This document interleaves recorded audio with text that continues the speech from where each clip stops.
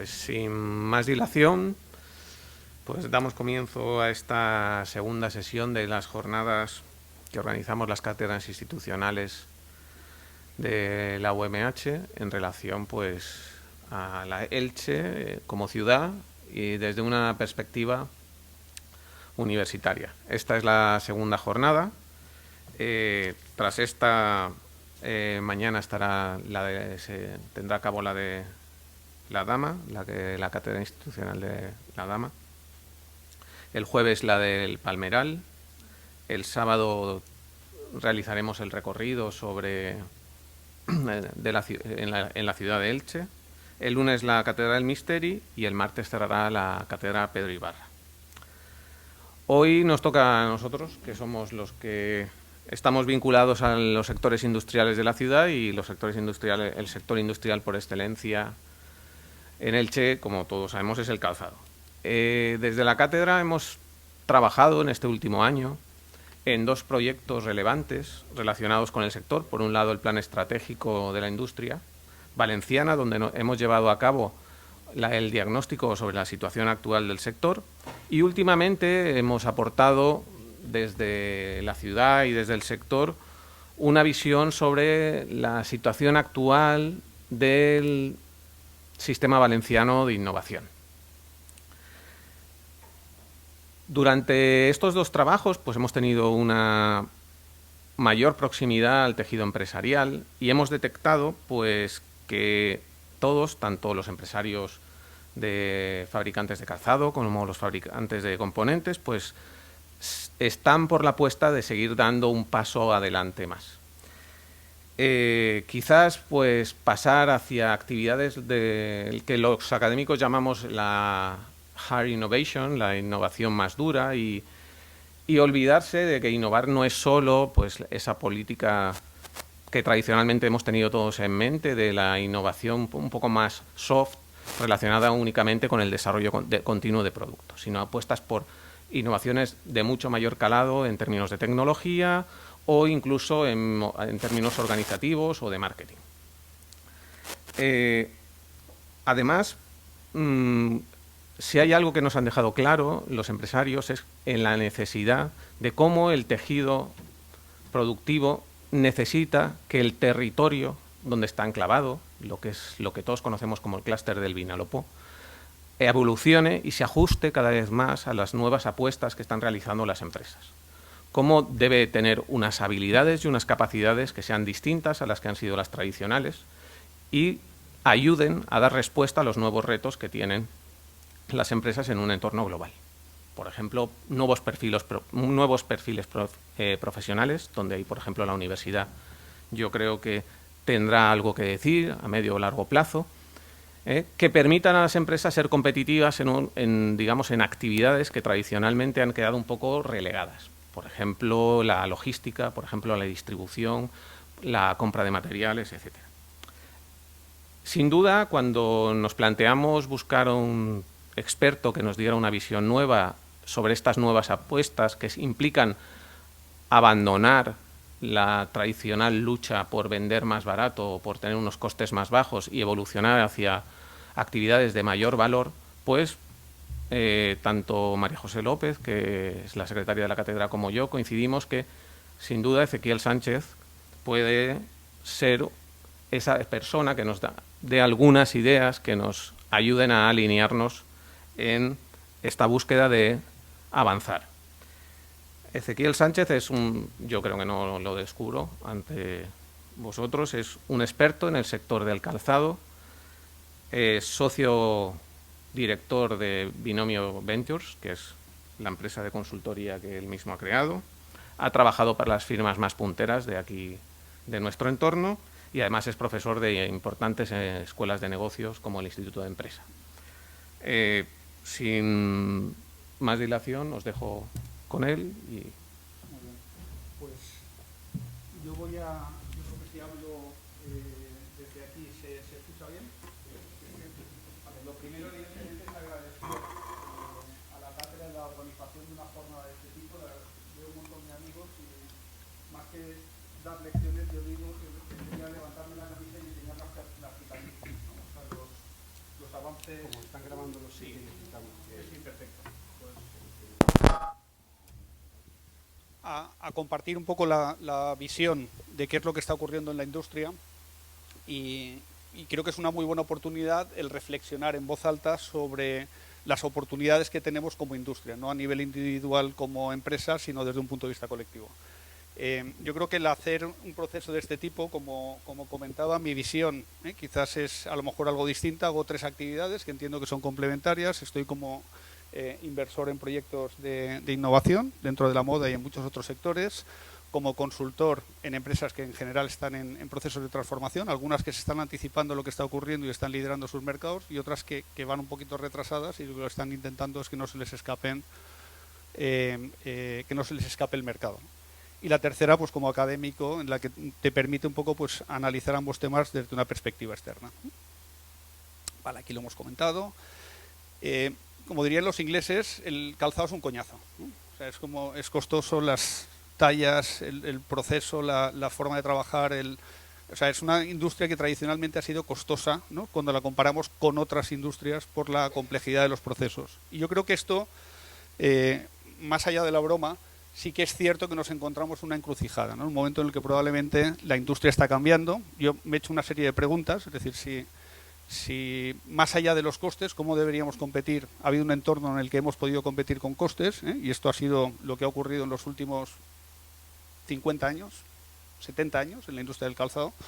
Mi conclusión es que quizás estamos honrando demasiado a nuestros ancestros, y estamos centrándonos demasiado en competir bajo ese mismo parámetro, cuando probablemente el mercado se encuentra en una situación un poquito distinta. Entonces, hago una serie de preguntas, es decir, si está cambiando, si la moda ya no está de moda y a lo mejor tenemos que hacer otro tipo de cosas, ¿cuál sería el modelo de competitividad? Empezamos. Creo que voy a ser un poco más David Guetta, que está mezclando temas, a lo mejor que os lo sabéis, que el creador de música, que es un poquito lo que está ocurriendo en el mercado también, ¿no? O sea, antes ganaba dinero el que creaba las canciones, ahora gana dinero el que las mezcla, ¿no?, el que es capaz de interpretar estos temas y seleccionar en qué medida la creación o la co-creación está muchas veces fundamentada por contar una historia de una manera que pueda tener sentido. Por eso les contaré muchas cosas que probablemente no los sorprendan, ¿no?, pero es el objetivo, precisamente. ¿Está la moda de moda o se ha pasado de moda? Y estamos ahora en un momento en el que a lo mejor nos encontramos con un cambio de ciclo. Pues yo creo que cuando vemos los datos globales que está pasando en el mundo, con consumo de calzado, número de personas, la expectativa es que van creciendo el número de personas en el mundo, 7.500 millones de personas, pero va creciendo también el consumo medio de calzado por persona, ¿no? Teóricamente, siempre partimos de un dato en el que la gente todavía aspira a tener más pares de zapatos en los pies, pero la realidad es que nos encontramos con centros comerciales abandonados, con crecimientos negativos en los últimos periodos, es decir, los crecimientos desde el año 2008 solamente ha habido durante 2 periodos y en 2 trimestres consecutivos que haya habido crecimientos, el resto han estado, como se dice ahora, en incrementos negativos. Preocupación desde el punto de vista de los mercados, también por la situación de los principales operadores. O sea, se ha convertido en una especie de montaña rusa en el que el momento en el que estás presentando resultados te puede hundir el valor de la compañía por datos muy coyunturales, y pocas empresas son capaces de sostener durante mucho tiempo ese rendimiento o esos datos con las valoraciones, ¿no?, que teníamos un poco, que estábamos acostumbrados.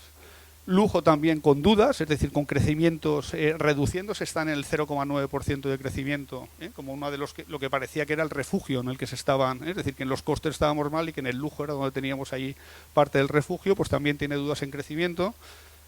Grandes cierres de las cadenas de fast fashion en Estados Unidos, pues Abercrombie, JCPenney, Banana Republic, American Apparel, blanco, es decir, ayer me decían Corte Fiel que estaba en un proceso de salida a bolsa y que ahora pues parece más incierto, que se va a retrasar. No son cierres, es decir, pero es una situación de mercado en la que la coyunturalidad es muy relevante. El empleo continúa a la baja, es decir, en la interacción desde el punto de vista industrial. En definitiva, los inventarios están subiendo. Esto es un análisis que hacemos en una compañía muy interesante, es decir, en el que vuelve a haber un problema de inventarios y de stock en el mercado. Ha habido unos años después del 2015 o desde 2014 al 2017 en el que las empresas se desestocaron, pero llevamos otra vez 3 temporadas en el que los inventarios vuelven a subir, ¿no? Este análisis era muy curioso. Analizábamos cuánto estaban creciendo los distintos modelos de negocio, lo que era el stock que tenían, el inventario, cuál eran los rendimientos netos del negocio y cuál era el crecimiento. Y paradójicamente, cuando analizábamos marcas deportivas, veíamos que Amazon, que es la compañía que menos stocks tiene, es la que más crecimiento, es decir, si nos damos cuenta, el tamaño de las barras es similar. Pero los stocks se han convertido como una especie de iceberg, en el que te lastran hacia abajo, es decir, te van pesando y te van hundiendo la rentabilidad del negocio y te están condicionando el crecimiento que puedes tener, porque son obsoletos y porque te están lastrando esa rentabilidad. El consumo en general dentro de los hogares en moda está creciendo, es decir, si vemos la evolución en los últimos años, hasta el 2017 que había datos, estaba prácticamente plano, pero con algo de crecimiento. Pero sí que es cierto que el sector tiene la percepción de estar helado, ¿no? De estar con una complejidad y con una dificultad para poder conseguir los rendimientos o las expectativas que tiene, ¿no? Entonces, ¿está la moda en un momento de cambio? Yo diría que sí. Es decir, que quizás nos encontrábamos con unos consumidores, es consecuencia de que el consumidor ha cambiado el chip. Teníamos... Si vemos las cuotas de mercado, es decir, en qué me puedo gastar dinero, al final el dinero que tenemos en el bolsillo es el mismo, no ha crecido en términos netos en los últimos años y ese dinero se está redistribuyendo de una manera distinta. Ha habido momentos en los que ha estado pues más centrado en algunas, en lo que era pues educación, en apparel y servicios, que dentro del global sería un 3,8% del total que estaremos dando. Ahí es donde estamos viviendo el resto. Pero creo que esta tarta se está haciendo mucho más competitiva. La moda ya no compite en las empresas de moda entre sí, sino que probablemente estamos compitiendo con lo que presentó Apple ayer, o estamos compitiendo con la restauración, o estamos compitiendo con las experiencias, ¿no? Con esos viajes de prefiero no tengo una necesidad como podía tener hace 5 años, ¿no? No sé qué les pasa a ustedes, cómo tienen el armario, pero yo el mío lo tenemos lleno. Yo con mi mujer es acuerdo, si entra un par de zapatos sale uno. Si lo ve esto, pues que se lo recordamos, porque si no, no caben. Yo creo que han surgido otras necesidades. El consumidor está en un cambio de paradigma, ¿no? Un consumidor que creo que ha cambiado más en los últimos 5 años que en los últimos 30. Teníamos gente que quería muchas cosas, gran cantidad, con precios muy baratos, comprar las cosas nuevas en propiedad, todo, queríamos lo último, y ahora nos encontramos con un consumidor que está buscando otros conceptos, está buscando un valor por su dinero, está buscando una conexión emocional con la marca, está buscando a lo mejor más un sentido de reciclar, reparar, compartir, poder vemos los indicios de la sostenibilidad, que todavía la moda está muy lejana, ¿no? de tenerla en el epicentro, pero sí que el consumidor está migrando hacia una posición un poco distinta. Y esto creo que además está ocurriendo más en los mercados todavía, es decir, en los menos desarrollados está cambiando la proporción. Tenemos una proporción de población más estabilizada, es decir, como se nos está envejeciendo la población más de lo que está ocurriendo en los mercados emergentes, que tenemos poblaciones que van a ser las grandes consumidores y los grandes las grandes aportaciones de consumidores en clases medias, ¿no? Pues como ha pasado con Indonesia, Brasil, China y Rusia, pero es que vienen otros mercados ahora, ¿no? Que a lo mejor no son tan conocidos, pues como Nigeria, Bangladesh, Filipinas, ¿no? Es decir, todas las potencias demográficas que se están convirtiendo en potencias económicas, ¿no? En la medida en la que tienen capacidad de población, de aportar demografía y tienen pequeñas subidas de la renta media, hace que se incorpore mucha capacidad adquisitiva y con una proporción muy distinta de las rentas de mercado, ¿no? de las composición de los clientes. Esto creo que está haciendo que muchas marcas se envejezcan a una velocidad brutal. Si vemos aquí los anglosajones son muy propensos a ponerle nombre a las cosas, ¿no? Pero la generación madura, que nació antes del 45, los baby boomers, que nacieron entre el 45 y el 60, la generación X, entre el 61 y el 80, la generación Y, entre el 81 y el 95, y los Z, que se habla tanto, que son estos, hemos hablado mucho de los millennials, ahora estamos hablando más de los Z, que son los que han nacido durante este siglo, ¿no? Están cumpliendo ahora la mayoría de edad. Están examinándose hoy de selectividad, ¿no? Pero lo curioso, me pasa con muchas marcas, cuando hablamos de los millennials, que parece como una especie de lata, o utilizando el tecnicismo de coñazo, el tener que estar haciendo cosas para los millennials, cuando son casi un 55% del mercado. Más de la mitad del mercado son gente que tienen unos hábitos, unos consumos, unos paradigmas de lo que para la generación mi padre, ¿no? Es decir, que nació en el 39, pues el automóvil era su estereotipo, ¿no? de producto de consumo. Los que nacieron entre el 45 y el 60 era la televisión, aquí era el ordenador personal, esta gente tenía el smartphone, pero hay una generación que va a tener unos consumos y unos hábitos y unos medios de comunicación muy distintos a los que estamos teniendo nosotros, ¿no? Y las marcas les está costando cada vez más conectar con estas generaciones. Se están quedando ancladas a determinados segmentos de población. Creo que estas nuevas generaciones que están pidiendo sostenibilidad a gritos, ¿no? Nos están pidiendo el slow fashion, es decir, el no tener que cambiar las cosas tan rápida, una economía más compartida, más experiencia en posesión, ¿no? Lo que estamos hablando y esa economía circular, que esto es un oxímoron si lo comparamos con la moda. La moda es justo lo contrario de eso. Es decir, aquí creo que tenemos una gran oportunidad, ¿no? Donde tenemos las principales dificultades, donde están las principales oportunidades. O sea, o conseguimos integrar la sostenibilidad dentro del mercado de la moda y hacer que compren, es decir, cuando estamos buscando algo que es desechable por naturaleza, que estamos quemando producto y estamos buscando consumidores que buscan otro tipo de cosas distintas, creo que aquí hay un gran reto y una gran oportunidad, ¿no? Este gráfico era muy curioso, pero veíamos que a medida, desde el año 2000 al año 2015, a medida que habíamos incrementado la cantidad de prendas que hemos ido almacenando en nuestros armarios, está bajando el tiempo medio de consumo. O sea, la utilización de las prendas ha bajado a una velocidad en los últimos 15 años, consecuencia de la calidad, de esa aspiradora un poco de modas y ese mercado push, el empujar tanta mercancía hacia las tiendas, que mi percepción es que esto está llegando a límites, es decir, que está llegando ya a situaciones que no es fácil de mantener y por eso hay operadores pues, que no están consiguiendo esos resultados, ¿no? No han cambiado las preferencias de los consumidores, yo creo que han cambiado los clientes, ¿no? Los clientes, teníamos clientes que eran aves migratorias, que eran como un ganso que se movían en invierno a un sitio y en verano estaban en otro, y ahora pues tenemos una bandada de estorninos, ¿no? O sea, tenemos gente que se mete en redes sociales y de repente te hace el subidón de producto de compras de venta en algo y que no somos capaces de defenderlo solamente 24 horas después. O sea que aquí estamos preparados para cubrir la demanda en los momentos oportunos o estamos fuera del mercado, ¿no? Y además con la mala noticia de que el calzado es plusmarquista mundial en poca fidelidad, ¿eh? O sea, si vemos la lealtad del consumidor en distintos productos, en compras de productos, desde, pues digamos que lo más fieles que somos en la compra sería nuestro operador de móvil, el seguro, inversiones, cereales, consumo personal, de beauty, de belleza, pero el que menos, en cuanto a marcas, el que menos fidelidad tenemos es el calzado, con un 3% de lealtad de marca. Es decir, que la gente compra producto a día de hoy, con necesidades, y creo que esto nos está haciendo que nos adaptemos bastante mal a esto, es decir, que sea un mercado de demanda de producto en el que sobra muchísima mercancía que no tiene esa capacidad de conectar con el mercado.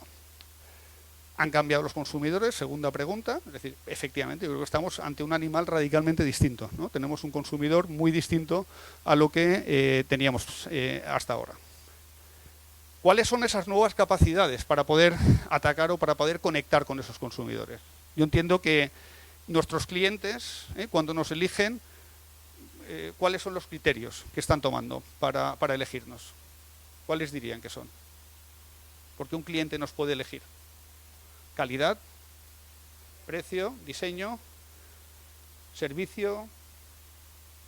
Bueno, pues si hacemos ese resumen, pues nos tienen que conocer.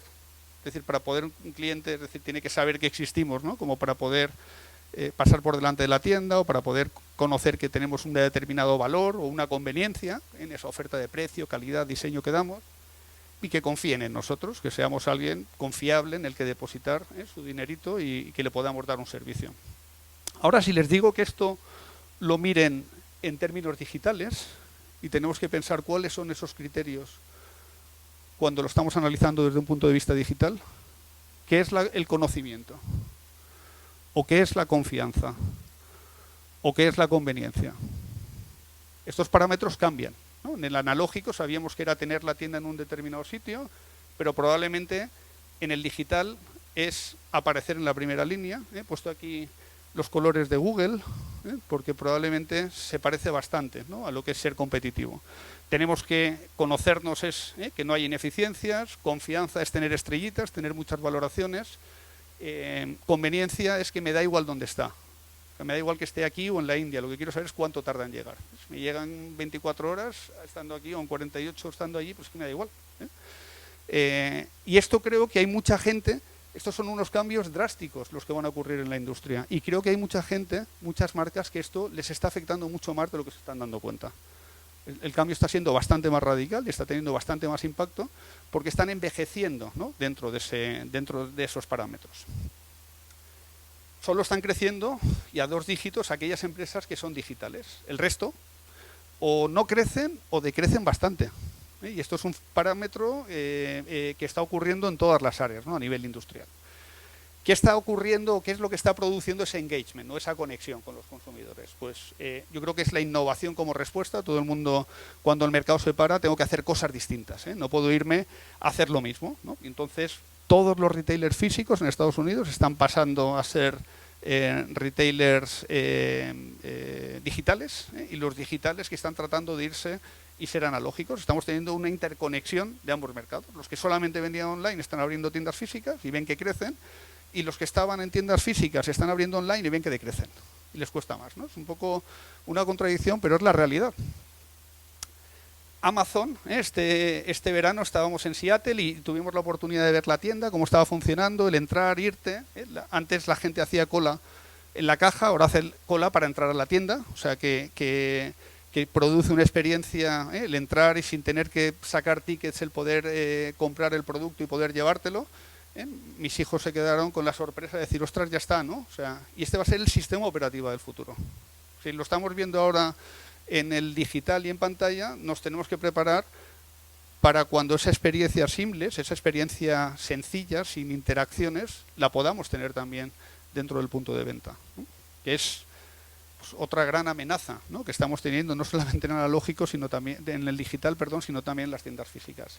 Yo creo que en general las marcas y los operadores están tratando de reaccionar o no haciendo nada, que es una mala estrategia, o tratando de innovar, ¿no?, tratando de anticipar necesidades, pues con la omnicanalidad, con espejos inteligentes, con customización, artesanía, escáneres corporales para adaptación y analítica, o sea, muchos asesores personales, muchos sistemas de innovación que generan ruido en el consumidor, que tampoco es que sean la gran panacea, ¿no?, pero que yo creo que es una respuesta natural a esa incertidumbre, ¿no?, que estamos teniendo en el mercado.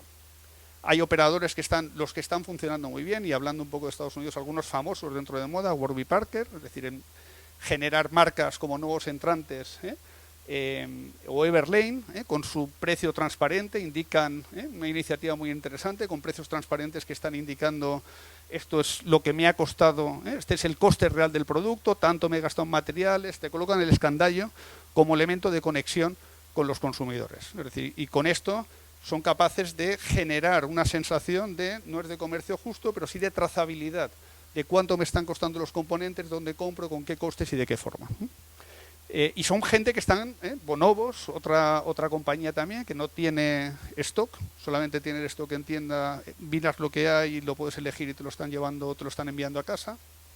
Y yo creo que al final son elementos de conexión, esas nuevas herramientas digitales o esas nuevas capacidades, pues como la personalización de la compra, las recomendaciones de los llamados influencers, la potenciación del comercio social, el inbound marketing, la omnicanalidad, que está permitiendo que haya esa nueva conexión, ¿no?, esa nueva integración entre la marca y el consumidor. Vale, sobre esas nuevas capacidades, ¿cómo son esos campeones digitales, ¿no? ¿Por dónde están apareciendo? Pues yo creo que primero tenemos que entender que la digitalización tiene 3 efectos que son letales. Está produciendo una destrucción de rentas, no genera rentas, destruye rentas porque desintermedia, hace mucho más eficiente los costes de transacción y entonces hay mucho middlemen, hay mucha gente en medio que no necesita, que ya no es necesaria y entonces tiene que hacer un trabajo distinto. Además, está haciendo que no haya medallas de plata, que sea como en las partidas de cartas, que el que gana se lo lleva todo, ¿no? Y el segundo, tercero, no hay nadie. Hay un montón de gente que pierde dinero y los primeros son los que están consiguiendo conectar y ganar la mayor parte de las ganancias. Y tercero también, pues que incentiva mucho a los first movers, incentiva mucho al que se mueve primero, al que es rápido en el mercado. Hay que entrar antes de que llegue el mercado. No, cuando entras con el mercado, porque está creciendo, la gente ya está en otro sitio, ¿no? Es decir, o sea que tienes que entrar antes de que genere ese mercado y además entrar con una apuesta fuerte. Y eso está provocando que haya muchos nuevos entrantes, en muchos sabores, colores, de muchas formas distintas.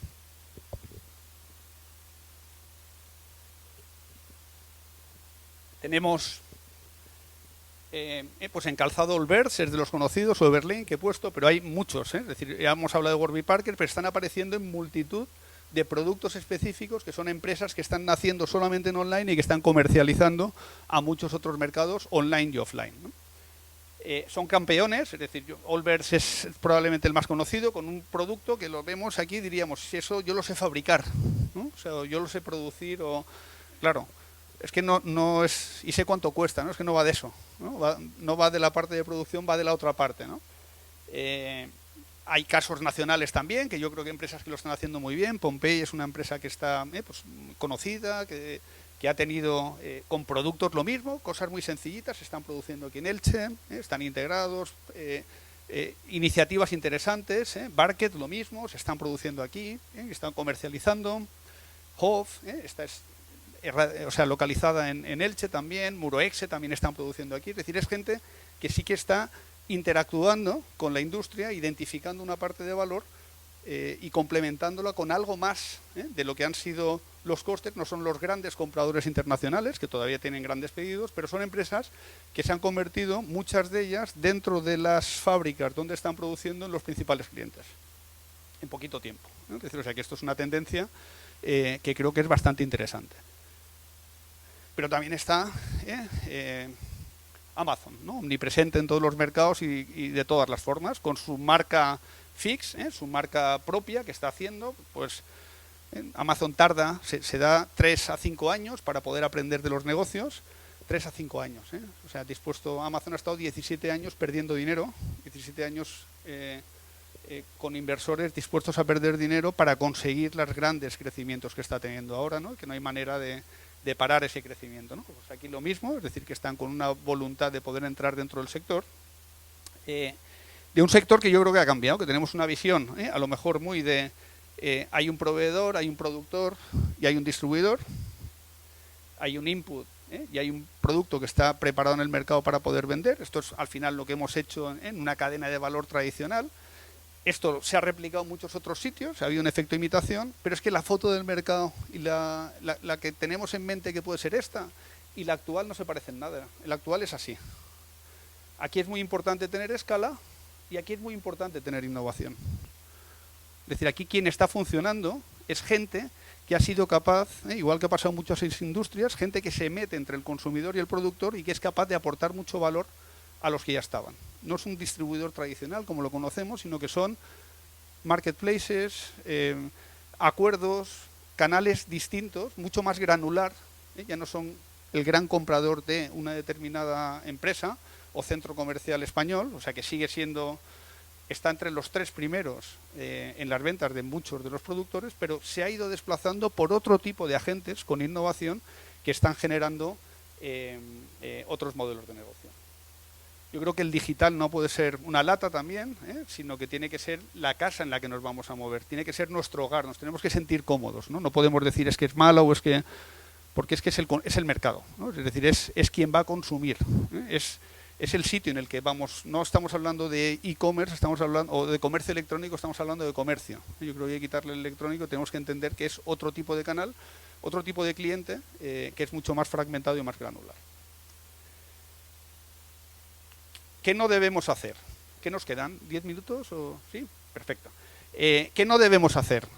No debemos defendernos, es decir, yo creo que tenemos que, más que quedarnos aquí a tratar de defender las posiciones actuales, es muy interesante ir a atacar, ir a generar nuevas posiciones, a interactuar con esos canales y hacer cosas distintas. No debemos adherirnos, no debemos experimentar y tener demasiado apego a que si hemos montado la fábrica, el centro de distribución, la determinada actividad que nos pueda estar condicionando, porque a lo mejor ese activo es el que nos está lastrando la evolución de lo que tenemos que hacer. Y tampoco debemos escondernos, es decir, yo creo que estos nuevos disruptores o estas nuevas empresas digitales que están apareciendo tenemos que cogerlas temprano y también interactuar de una manera eficiente con ellos, porque son gente que quieren hacer negocio con los operadores establecidos. No podemos pensar, la digitalización, esto me parece gracioso, pero esto es Lara Croft, que es del juego Tomb Raider, y esto es la primera versión que teníamos hace 17 años, y esto es ahora, la última versión. Se le han hecho un lifting y está... Pero esa es la realidad, es que la digitalización es escala 1:1, ya no es una cosa antigua, no es un mercado poligonal ideal de las pantallas, es la realidad, ¿no? Es el mercado en el que estamos viviendo. Vale. ¿Qué va a ocurrir con los grandes operadores? El fast fashion, que ha estado trabajando, es decir, una industria, digamos, que ha generado un efecto contagio globalmente dentro del mercado de la moda y que ha tenido, pues yo creo que un caldo de cultivo excepcional, ¿no? para poder generar un nuevo modelo de negocio que ha sido muy interesante y que se ha convertido en las primeras prioridades dentro del mercado, de las preferencias de los consumidores. ¿Qué va a ocurrir? No lo sé, es decir, aquí digo que es más compartir los aprendizajes y algunos temas que pueden ser relevantes hacia dónde puede ir el mercado, ¿no? ¿Qué va a ocurrir esto y qué van a hacer las marcas también, ¿no? ¿Qué pueden hacer las marcas? Yo creo que esta ola, es decir, que es... leí el otro día un libro que me comentaba un compañero de trabajo, me dice, oye, léete de Tipping Point, que es un poco cómo se generan las olas de mercado, ¿no? Cómo se genera este efecto contagio y este arrastre, ¿no? Que es que de repente empiezan a crecer y esos fenómenos virales que son imparables, ¿no? Que es un poco lo que está condicionando el mercado ahora. Pues yo creo que ha ocurrido eso a lo largo del tiempo con la madurez de los distintos formatos comerciales, y este es un formato comercial también. El fast fashion ha sido un formato comercial que nace, crece y llega a momentos de madurez. También es cierto que en esto, dentro de un determinado formato comercial, hay operadores que lo hacen excepcionalmente bien y otros que les cuesta más. Entonces yo creo que es cierto que ahora está en un momento de más madurez que podíamos ver hace 5 años. O sea, yo creo que está más en un formato de máximos en el que es cierto que van a desaparecer y se están concentrando. Hay otros operadores, como hemos visto, que están dejando de operar, y eso va a generar también que los que mejor lo están haciendo tengan todavía oportunidades de crecimiento, ¿no? Pero creo que sí que, y este es el mensaje más donde me gustaría poner el foco, ¿no? En la parte final, tenemos que salirnos, ¿no? Del foco de la productividad, en el que hemos intentado centrarnos en invertir en eficiencia para tener costes bajos, para poder hacer precios más bajos, para crecer en las ventas unitarias y tener más margen y poder invertir en eficiencia. O sea, nos hemos centrado muchas veces en cuando tengo la fábrica más grande puedo producir más barato y entonces puedo tener mejores costes y puedo vender a otro precio como más margen para... O sea, creo que ese ciclo de la productividad también está en unos máximos. Creo que va a ser complejo conseguirlo un poco con la mentalidad con la que lo estamos abordando.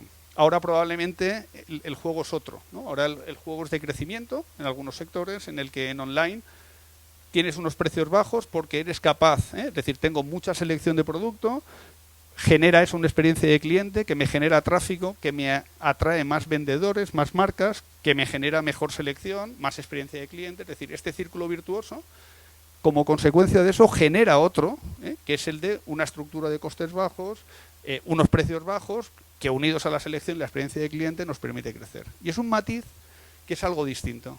Estamos metiendo no solamente los costes, sino la experiencia de clientes y la selección, que creo que esto lo cambia todo. No es un mercado, seguro que han oído hablar del entorno VUCA, ese entorno en el que es volátil, con mucha incertidumbre, complejo y ambiguo, un entorno que está cambiando mucho, pero claro, si miramos la industria del calzado y miramos los últimos 10 o 20 años, este entorno VUCA ¿es nuevo o lo hemos tenido siempre? ¿La moda ha sido poco volátil o menos incierta hace 10 años? ¿Qué ha cambiado más? ¿La parte de la izquierda, es decir, la de la volatilidad y la incertidumbre, o la de la complejidad y la ambigüedad? Porque creo que son dos cosas distintas. Si estamos planteándonos la volatilidad y la incertidumbre, es decir, el mercado no es predecible, y necesito probablemente pues, estar trabajando con procesos flexibles, con alianzas, reducir los costes. Si lo que estamos teniendo es un entorno complejo y ambiguo, en el que están apareciendo nuevos elementos, nuevos canales con una innovación distinta, el consumidor quiere cosas distintas, no sé quién es mi socio y con quién tengo que aliarme, si es mi socio o es mi enemigo, ¿no? Creo que en este entorno, en el que la complejidad y la ambigüedad es lo que está reinando, creo que el tipo de cosas que tenemos que hacer no va por los costes y la productividad. Va más por tratar de entender qué es lo que está ocurriendo, tratar de anticipar por dónde pueden venirnos los problemas y qué oportunidades tenemos. Y ahí creo que verdaderamente hay una oportunidad, porque me entiendan, esto es lo que hemos estado haciendo en la vía y esto es lo que deberíamos haber hecho en la entreplanta. O sea, que no le hemos prestado toda la atención, hemos prestado más atención a la parte de abajo, y este tipo de cosas son las que tendríamos que hacer donde solamente teníamos el departamento de contabilidad y administración, ¿no? Porque están cambiando los flujos, es decir, antes comprábamos en un sitio y vendíamos en otro, y ahora tenemos que comprar y vender en muchos sitios, es mucho más complejo, ¿no? Las operaciones. Esto además pues está generando aquí que haya una complejidad brutal, ¿no? A nivel comercial, en los costes, esto era un poco de un producto el típico deportivo importado convencional, es decir, pues cuánto se estaba llevando la marca, es decir, en el precio de compra, con los gastos que tenía y los descuentos, pues vemos que los descuentos en temporada se han convertido en una constante. Había mucho margen en la compra, hacíamos mucho descuento, pero eso vemos que está hundiendo la rentabilidad. Si lo vemos desde el punto de vista del fabricante, al final, cuando tenemos un comerciante que necesita quedarse por lo menos con la mitad del precio del producto para poder subsistir, empezamos a tirar hacia atrás los costes de producción y al final se está quedando con una pieza, con una parte relativamente pequeña, el fabricante, de lo que está ocurriendo. Entonces es como una especie de sándwich, ¿no? Estamos encontrando con dificultades desde el punto de vista de distribución que además lo estamos trasladando hacia atrás, ¿no? Esto cuando lo vemos en términos globales, vemos pues que aquí hay condicionantes de tipo laboral, de qué es lo que está ocurriendo en la fábrica, en la tienda o en el mercado, y yo creo que van a cambiar bastantes cosas, ¿no? O sea, creo que lo que está ocurriendo ahora, estos condicionantes, como están ocurriendo, estos eran los países con aranceles altos, pero están cambiando mucho las noticias. Están apareciendo nuevos operadores, están apareciendo esta guerra comercial que puede cambiar radicalmente las cadenas de aprovisionamiento. Yo creo que esto puede ser un verdadero terremoto dentro de las cadenas de aprovisionamiento y la velocidad a la que necesitamos cambiar la forma en la que estamos aprovisionando, produciendo y comprando la mercancía. Entonces, estas subidas medias de los aranceles al final terminan pagándolo los consumidores y creo que va a generar retos, es decir, pues retos importantes a nivel laboral, a nivel de producción también, a nivel de la tienda, de por dónde tenemos que orientar y qué conflicto de canal hay, a nivel de mercado, de cómo reaccionar de esa manera rápida y tenemos que estar preparados. Es decir, creo que es una oportunidad porque la foto que hemos tenido en los últimos 50 años creo que se va a parecer poca a la que vamos a tener los próximos 5. O sea, creo que puede haber grandes oportunidades y grandes cambios para trabajar, es decir, desde el punto de vista de producción, con hubs más descentralizados de producción. No toda la producción va a estar en Asia, con sistemas más flexibles, con una producción que requiere más automatización y también aquí con mayor integración. Yo creo que desde el punto de vista hacia consumidor, más integración entre diseño, producción y hacia la tienda, más calidad, más estandarización, procesos menos manuales. Yo creo que estar preparados para cambios radicales. Han venido cambios radicales desde el punto de vista de consumo, creo que van a venir cambios radicales desde el punto de vista productivo, en cómo es la configuración un poco de los sistemas de aprovisionamiento. se ven ya, es decir, que esto es titular del jueves 23 de mayo, ¿no? O sea, que es que no tiene ni 15 días. La reacción es un poco de cómo se va a trasladar esto también a costes reales, ¿no? Un ejemplo que veía aquí, pues cómo los precios reales, es decir, lo que podía ser un zapato de niño 13,96, con los costes arancelarios, estaban pasando 18,36, de 66 a 97 o de 48 a 60. Esto es absolutamente inasumible en términos de comercialización, ¿no? A día de hoy. Y esto es lo que está en juego, lo que está pasando entre un bloque económico y otro y cómo puede afectar a otros. Entonces creo que vienen momentos de cambio ahí interesantes, ¿no? Para ver un poco el rol y estar preparados y estar a la altura, ¿no? De esos cambios. Bueno, esto hablaba un poco de esas necesidades. ¿Qué pueden hacer las marcas, ¿no? Pues yo creo que estar conectadas con ese consumo sostenible, o sea, yo creo que tomar escuchar verdaderamente los insights, lo que nos está diciendo el consumidor, ¿no? Con otros mercados. Y en definitiva, yo creo que si hemos estado honrando a nuestros ancestros, que yo creo que es muy bueno, tenemos que también honrar a nuestros hijos, ¿no? O sea, yo creo que tenemos que preparar la industria, pues yo creo que estando, ¿no? A ese primer nivel, con un modelo de negocio muy centrado no solamente en producto, es decir, sino que creo que hay importancia de trabajar más en el modelo de negocio, no solamente centrarnos en producto. Entender que hay formatos comerciales que han tenido aquí pues un impacto y que han estado condicionando, pero que tampoco las cosas duran para siempre, es decir, que los mercados van cambiando y se van reorientando y creo que hay oportunidades. El fast fashion, ¿no? Es decir, y ese legado de la importancia de los inventarios y cómo poder trabajar para reducirlos, creo que va a ser una necesidad imperiosa. Hasta ahora lo pasábamos un poco hacia el retailer, pero ahora yo creo que eso está volviendo un poco de vuelta. Y verdaderamente creo que la reacción del mercado, esa industria 4.0, que se ve como algo genérico, pues creo que verdaderamente es una oportunidad en la que tenemos que trabajar. Y nada más, 4 o 5 ideas, las que hemos contado yo creo que para entender en qué momento estamos, pero creo que es muy importante salir desde esa visión más de los costes y centrarnos en la visión de la productividad, o sea, de esa parte de costes y productividad, y centrarnos en la comercialización y en esa conexión con el mercado. Muchas gracias.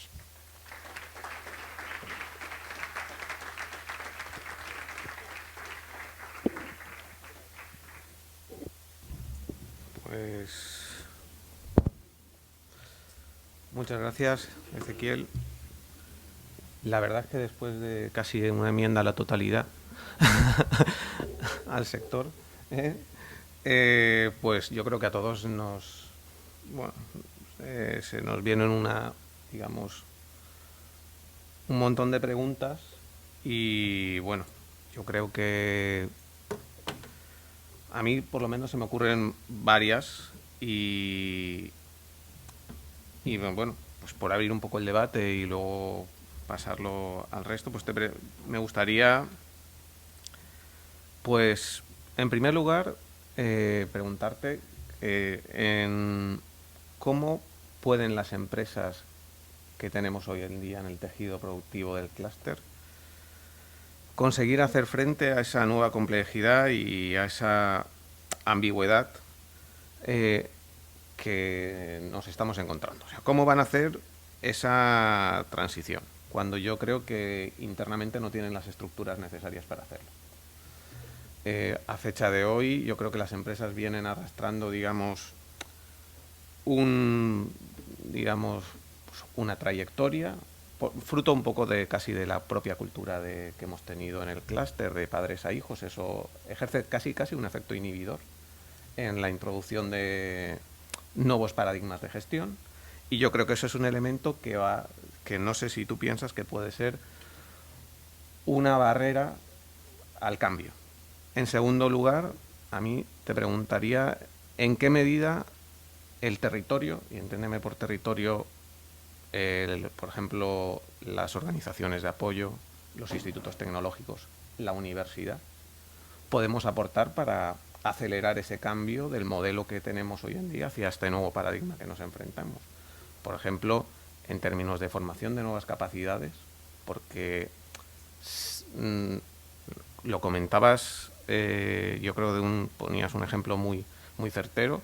Hasta ahora hemos estado haciendo lo que había en el piso de la vía, y ahora tenemos que trabajar en la entreplanta. Y casi, pues muchas veces solo por concienciación, en la planta superior también, ¿no? Entonces, ¿cómo podemos aportar en el trabajo ese de entreplanta? Que a lo mejor pues supone también una reconsideración de lo que ha sido el paradigma de las instituciones de apoyo que hay hoy en el clúster, que quizá hemos estado pensando todavía en el modelo antiguo, ¿no? Y por último, ¿cómo ves tú algunos de los retos que a nosotros nos hemos encontrado sistemáticamente entre los empresarios? Y es, por ejemplo, el envejecimiento de la mano de obra especializada, que puede, si no es hipotecar totalmente la puesta en marcha de un modelo de este tipo, sino hipotecar en cierta medida gran parte de las posibilidades de viabilidad del sector. Vale, pues a ver, yo creo que respecto a cómo abordar esa complejidad y ambigüedad, en el cómo yo creo que es muy importante el generar capacidades distintas, ¿no? Estamos hablando que hemos tenido unas capacidades que han sido muy buenas y hay que generar otro tipo de capacidades en las que a lo mejor hay que ser más creativos, ¿no? Hasta ahora los contratábamos a N horas a la semana, ahora a lo mejor los tenemos que tener a un clic de distancia y tenemos que tener otro tipo de interacción con ellos. Yo creo que son capacidades que tenemos que tenerlas cerca y tenemos que tener la capacidad de poder interactuar con gente que tiene competencias distintas y que a lo mejor se están complementando y hay una simbiosis en el que alguien se va a hacer muy bien una determinada parte de la cadena de aprovisionamiento y tenemos que colaborar con esa otra gente que está haciendo, ¿no? O que tiene capacidades distintas. De uno de los ejemplos, yo por discreción no diré, pero uno de los ejemplos que hemos estado hablando aquí, cuando lo cuentan ellos, pero cuando vinieron por primera vez querían hacer zapatillas para producir, para comprar, y vinieron a Elche y pararon, se vinieron desde Madrid, pararon en el polígono de Carrús, bajaron la ventanilla, esto es lo que conocían de producción, bajaron la ventanilla y le preguntaron a uno, ¿dónde podemos comprar zapatillas, ¿no? ¿Dónde se producen? ¿Dónde se fabrican zapatillas? Y le dijeron, aquí no se fabrican zapatillas, ¿no? O sea, se podían haber vuelto. Lo que quiero decir es, esto es lo que conocían respecto al mercado. O sea, no eran unos expertos, pero estaban aportando otro tipo de competencias y capacidades que con la gente con la que han estado trabajando creo que hay esa simbiosis o esa colaboración, esa parte de ecosistema, ¿no? De interactuar, y que creo que es súper importante. La mayor parte del talento no está dentro de nuestras empresas, está fuera. O sea, tenemos que saber relacionarnos con ese talento que está fuera y saber para qué tengo que llamar a quién y qué es lo que le tengo que preguntar y qué es lo que debe hacer, ¿no? Y creo que hay muy buenos profesionales dentro de la industria alrededor que pueden dar servicio. Y ahí, desde luego, las universidades, los centros de investigación tecnológicos, creo que tienen un rol súper relevante, que hay que potenciar y que tenemos que apoyar. Que también es cierto que ha habido momentos en los que todos hemos estado de espaldas unos a otros, ¿eh? No es un tema de reprochar, ¿eh? Creo que ha sido una coyuntura de mercado, pero que solamente entre todos lo podemos remediar. Yo, sinceramente, soy positivo porque veo cambios en todas las instituciones. Lo veo en los centros tecnológicos, lo veo en las empresas que están buscando innovación, que saben que tienen que colaborar, que están contando con talento externo. Lo veo en la universidad, que está fomentando proyectos. Es decir, esta iniciativa pues creo que es excepcional. También en las empresas está habiendo cambios, ¿no? La otra pregunta o el otro tema que planteabas, efectivamente yo creo que se están incorporando otras generaciones que están fomentando cambios. Ahora es un momento en el que hay debate, ¿no? Intergeneracional también, y esa diversidad creo que es buena, porque se están aportando nuevos puntos de vista y se están aportando nuevas visiones que genera tensiones, pero es que creo que ahí es donde está el valor, ¿no? En no hacer las cosas de una determinada forma, porque tampoco es todo siempre con lo que dirán las nuevas generaciones, pero creo que hay ejemplos muy buenos, ¿no? en los que yo particularmente estoy viendo avances y que creo que es algo a celebrar, con nuevas capacidades y segundas y terceras generaciones, ¿no? Que están complementando con esas capacidades y esa visión, ¿no? Y por último, la última pregunta, que era respecto... Algunos ponía pues, en relevancia pues alguno de los elementos que los empresarios ponen como uno de los problemas a medio plazo para poder, digamos, seguir operando, como por ejemplo la pérdida por el Sí. envejecimiento poblacional Sí. y la pérdida de... Sí, importantísimo. Es decir, yo creo que el año pasado una asociación, pues estábamos apoyando pues yo creo que una noticia magnífica, ¿no? Como la Pedro, estaba ahí también pues abanderando esa iniciativa de apoyar la implantación dentro del Instituto Sixto Marco de la formación especialista en calzado, ¿no? Que la habíamos perdido durante muchísimo tiempo. Pues creo que esto es una grandísima noticia porque es una necesidad, ¿no? Esa parte artesanal no va a desaparecer. Creo que es distinta, tenemos que digitalizarla. Yo estoy súper expectante y dispuesto a colaborar en la medida en la que sea necesaria para ver ese centro de diseño de calzado, ¿no? Que se ha hablado muchas veces y que sabemos que es un proyecto que yo creo que deberíamos impulsar a todos los niveles, porque va a venir con esa conexión y esas nuevas capacidades, vienen desde el punto de vista industrial y creo que vienen mucho desde el punto de vista de conexión con el diseño y que va a generar mucho empleo distinto. Es decir, que creo también que es una necesidad, pero efectivamente creo que es un problema que debemos apoyar y que debemos también, yo creo que pedir que esa formación esté adaptada, y porque entiendo que un poco las necesidades también van a cambiar y hace falta otro tipo de perfiles, ¿no? Pues nada más. ¿Alguien? Sí, Joaquín.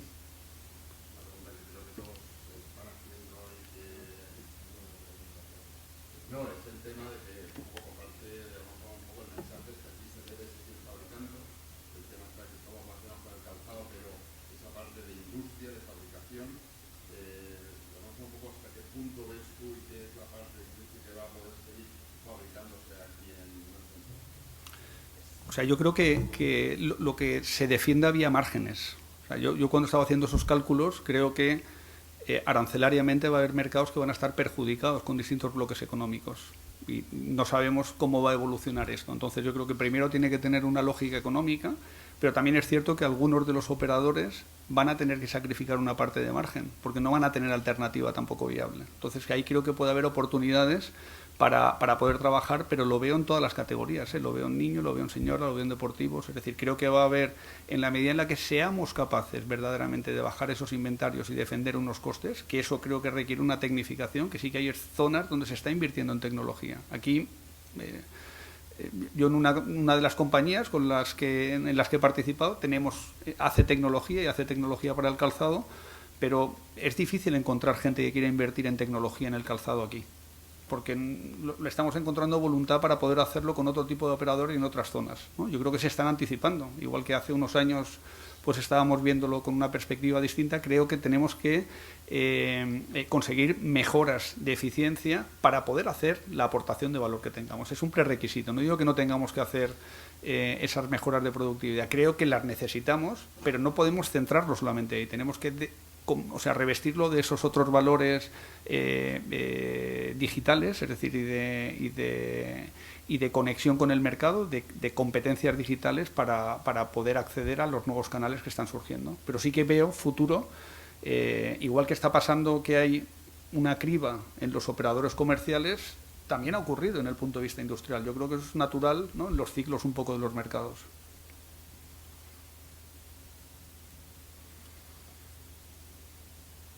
¿Una pregunta más? Pues sin más dilación pasamos a la segunda parte. Muchas gracias, Muy bien. Ezequiel. Nada, pues muchas gracias.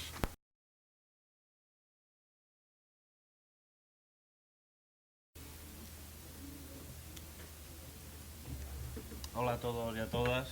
Seguimos adelante en esta jornada. Seguimos adelante. Hola. Hola, ahora sí. Seguimos adelante en esta jornada zapatera de la Cátedra del Calzado de la Universidad Miguel Hernández de Elche, y tras esta magnífica exposición que nos ha hecho Ezequiel y que ha puesto aquí los pelos de punta a los empresarios que hay aquí presentes. Pero bueno, es bueno conocer a lo que se enfrenta uno para saber qué armas debe emplear. Muy bien, pues esto va a ser una charla amigable, distendida, con dos de los referentes empresariales de esta ciudad, como tenemos aquí a don Pedro Miralles Román y a su hijo don Pedro Miralles López. Dos generaciones zapateras, uno de los pioneros de la época dorada del calzado de Elche, que parece que queda atrás, pero vuelve a resurgir y bueno, sigue ahí pujante el sector, y uno de los continuadores que ha tomado el relevo con éxito en esta actividad, demostrando que las nuevas generaciones pues también apuestan por continuar la tradición familiar. Voy a hacer un pequeño currículum de los invitados y de la empresa para así ponerlos en situación. El nombre de Pedro Miralles como marca y como empresario está indefectiblemente unido a la historia del calzado de Elche y por extensión a la de todo el sector. No solo se trata de una de las enseñas históricas de la ciudad, también era un referente de cómo saber evolucionar con los tiempos sin perder la esencia y la filosofía que siempre la caracterizó, definida por una decidida apuesta por la marca, la calidad, el diseño y el servicio. Todo ello le ha permitido cumplir 60 años de actividad ininterrumpida, tras llevar a cabo con éxito un siempre complicado relevo generacional. Pedro Miralles Román nació en Elche en 1930 y fue el más pequeño de los 7 hijos de un taxista de Crevillent, que se instaló en la ciudad en 1916. Tras estudiar en las graduadas, comenzó a trabajar a los 14 años en una fábrica de alpargatas de uno de sus cuñados, conocida como El Habanero. Posteriormente se incorporó como oficinista a una empresa del grupo La Zapatillera y otras fábricas más del sector, hasta que comenzó a viajar por toda España como representante. En 1953, después de 7 años viajando cargado de muestrarios, montó su primer proyecto empresarial con otros 2 socios, que fue la marca Romy. Pedro, como encargado de ventas, siguió recorriendo España y al año siguiente, en 1954, crearon una segunda empresa dedicada al zapato de niño que se llamó Calzados Mami. En 1959 vendió sus acciones a los otros 2 socios y puso en marcha su propio proyecto empresarial, Pedro Miralles, dedicada al calzado de señora, que ha cumplido ya 60 años. El punto de inflexión de la marca llegó en 1968 con el acuerdo con el Corte Inglés, que incorporó las creaciones de la marca ilicitana a sus centros comerciales y le permitió asimismo ampliar su red de clientes, convirtiéndose en un referente en toda España en calidad y diseño. En 1985 se incorporó a la empresa Pedro Miralles López, el mayor de los 5 hijos de Pedro y Marina López. Licenciado en Económicas en la rama Empresa por la Universidad de Valencia, realizó también un MBA en el Instituto de Empresas de Madrid y amplió estudios en la London School of Economics. En 1990 se convirtió en gerente de la empresa paterna y 2 años después puso en marcha una nueva empresa totalmente independiente, Hobby Sport, emplazada junto a las instalaciones de Pedro Miralles, que ha tenido desde principios de los 70 en la calle Sor José Alcorta, dirigida por su hermana Cristina y por Santiago Ramos. También trabaja en el grupo familiar sus otras hermanas Marina, Antonia y Amparo. Pedro Miralles cuenta con tiendas en varias ciudades españolas, además del espacio propio del Corte Inglés. Cada vez son más las celebrities, que tan de moda están, que eligen la marca, como son los casos de Pablo Echeverría o Annie Gartiburu, entre algunas de ellas. La empresa está en continuo crecimiento y ya cuenta con presencia en más de 40 países de los 5 continentes. Están presentes también puntualmente en las principales ferias internacionales como Milán, Düsseldorf o París. La trayectoria de la empresa y de su fundador ha sido reconocida con varios premios y distinciones, los más recientes concedidos por la Red Alicantina de Innovación y el Consejo Social de la UMH a propuesta de la Cátedra del Calzado, esta en marzo pasado.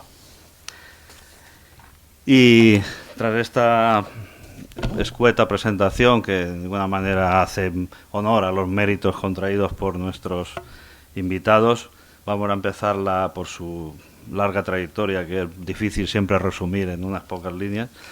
Vamos a empezar en esta charla y me gustaría presentar, vamos a ir haciendo preguntas para que contesten los dos y al mismo tiempo pues, habrá algunas individuales dirigidas particularmente a cada uno.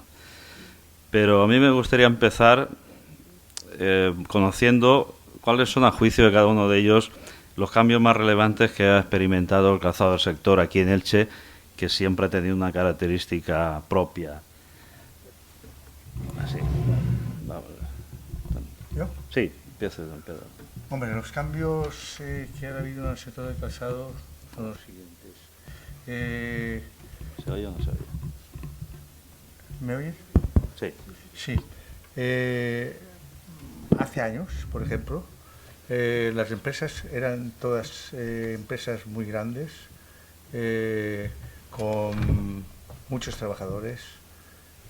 El mercado nacional era importante porque absorbía producciones. La gente nos venía a comprar, aparte de tener nuestras redes de ventas, porque éramos competitivos. Porque, dicho sea de paso, era como si fuéramos el país asiático actual, era Elche. Elche ha sido la población más importante de España en calzado. Luego, por ejemplo, en los años 60 y tantos, vinieron las exportaciones para Alemania, para Italia, para Alemania, para Estados Unidos, Francia, incluso Rusia. Y era impresionante. Es decir, se vendía todo. Ahora ha cambiado el mundo. Ahora las empresas se están haciendo más pequeñas. Se están haciendo para fabricar para otros. Ahora, por ejemplo, van las comerciales. Es decir, y las fábricas al servicio de las comerciales. Creo que el zapato tiene continuación. Por supuesto, lo que hemos oído hoy de Ezequiel me parece muy bien. Tenemos que innovarnos, tenemos que dar paso a gente joven, con visiones distintas. Nosotros, por ejemplo, pues, estamos, pero tiene que entrar gente nueva para que las empresas puedan subsistir. Bueno, sí, yo creo, apostillando, bueno, en primer lugar, gracias a la Cátedra de Calzado por invitarnos, a mi padre y a mí, a esta charla, a contar unas pequeñas batallitas después de la impresionante exposición de Ezequiel, que, bueno, ha sido para mí un poco catastrofista y creo que Ezequiel va unos años por delante, como siempre desde que te conozco, vas un poco por delante y creo que sí, que hay que estar alerta a esos cambios que vienen y que están haciendo que el sector del comercio de calzado esté muy indeciso de qué es lo que va a ocurrir, que estén bastante frenados en las compras porque hay mucha incertidumbre en el sector, pero creo que te anticipas un poco, que nos has dejado a todos casi sin habla. Pero sí que está viéndose ya un poco lo que tú vaticinas. Bueno, lo que mi padre ha expuesto, que es así. Elche, durante muchos años, hasta yo diría los 90, las principales empresas del sector eran empresas manufactureras, fabricantes, grandes fábricas, y ahora las grandes empresas, salvo algunas excepciones, que son fabricantes. Nosotros somos una empresa media, nos consideramos una empresa media del sector. Las grandes empresas de Elche, pues casi todas son comerciales. Comerciales que muchas de ellas importan de Asia el 80 al 90% de lo que venden y que ha cambiado absolutamente el entorno en el que nos movemos. Ha pasado de ser lo más importante la productividad a el diseño y las pequeñas series, que claro, eso obligan a que las fábricas se hayan hecho más pequeñas para fabricarle a esas comerciales distintos series de producto al que las comerciales se ven abocadas a llevar una colección enorme que es imposible fabricarla en una línea de producción. ¿Y qué parte han tenido que ver la empresaria o la forma de ser del empresariado de Elche? Porque siempre se ha dicho que el empresariado de Elche tenía un un ADN especial que lo ha hecho sobreponerse a muchísima infinidad de crisis, renovación de la moda que hablaba Ezequiel, que ahora va súper rápido. Pues aquí también se han vivido unos cambios muy radicales.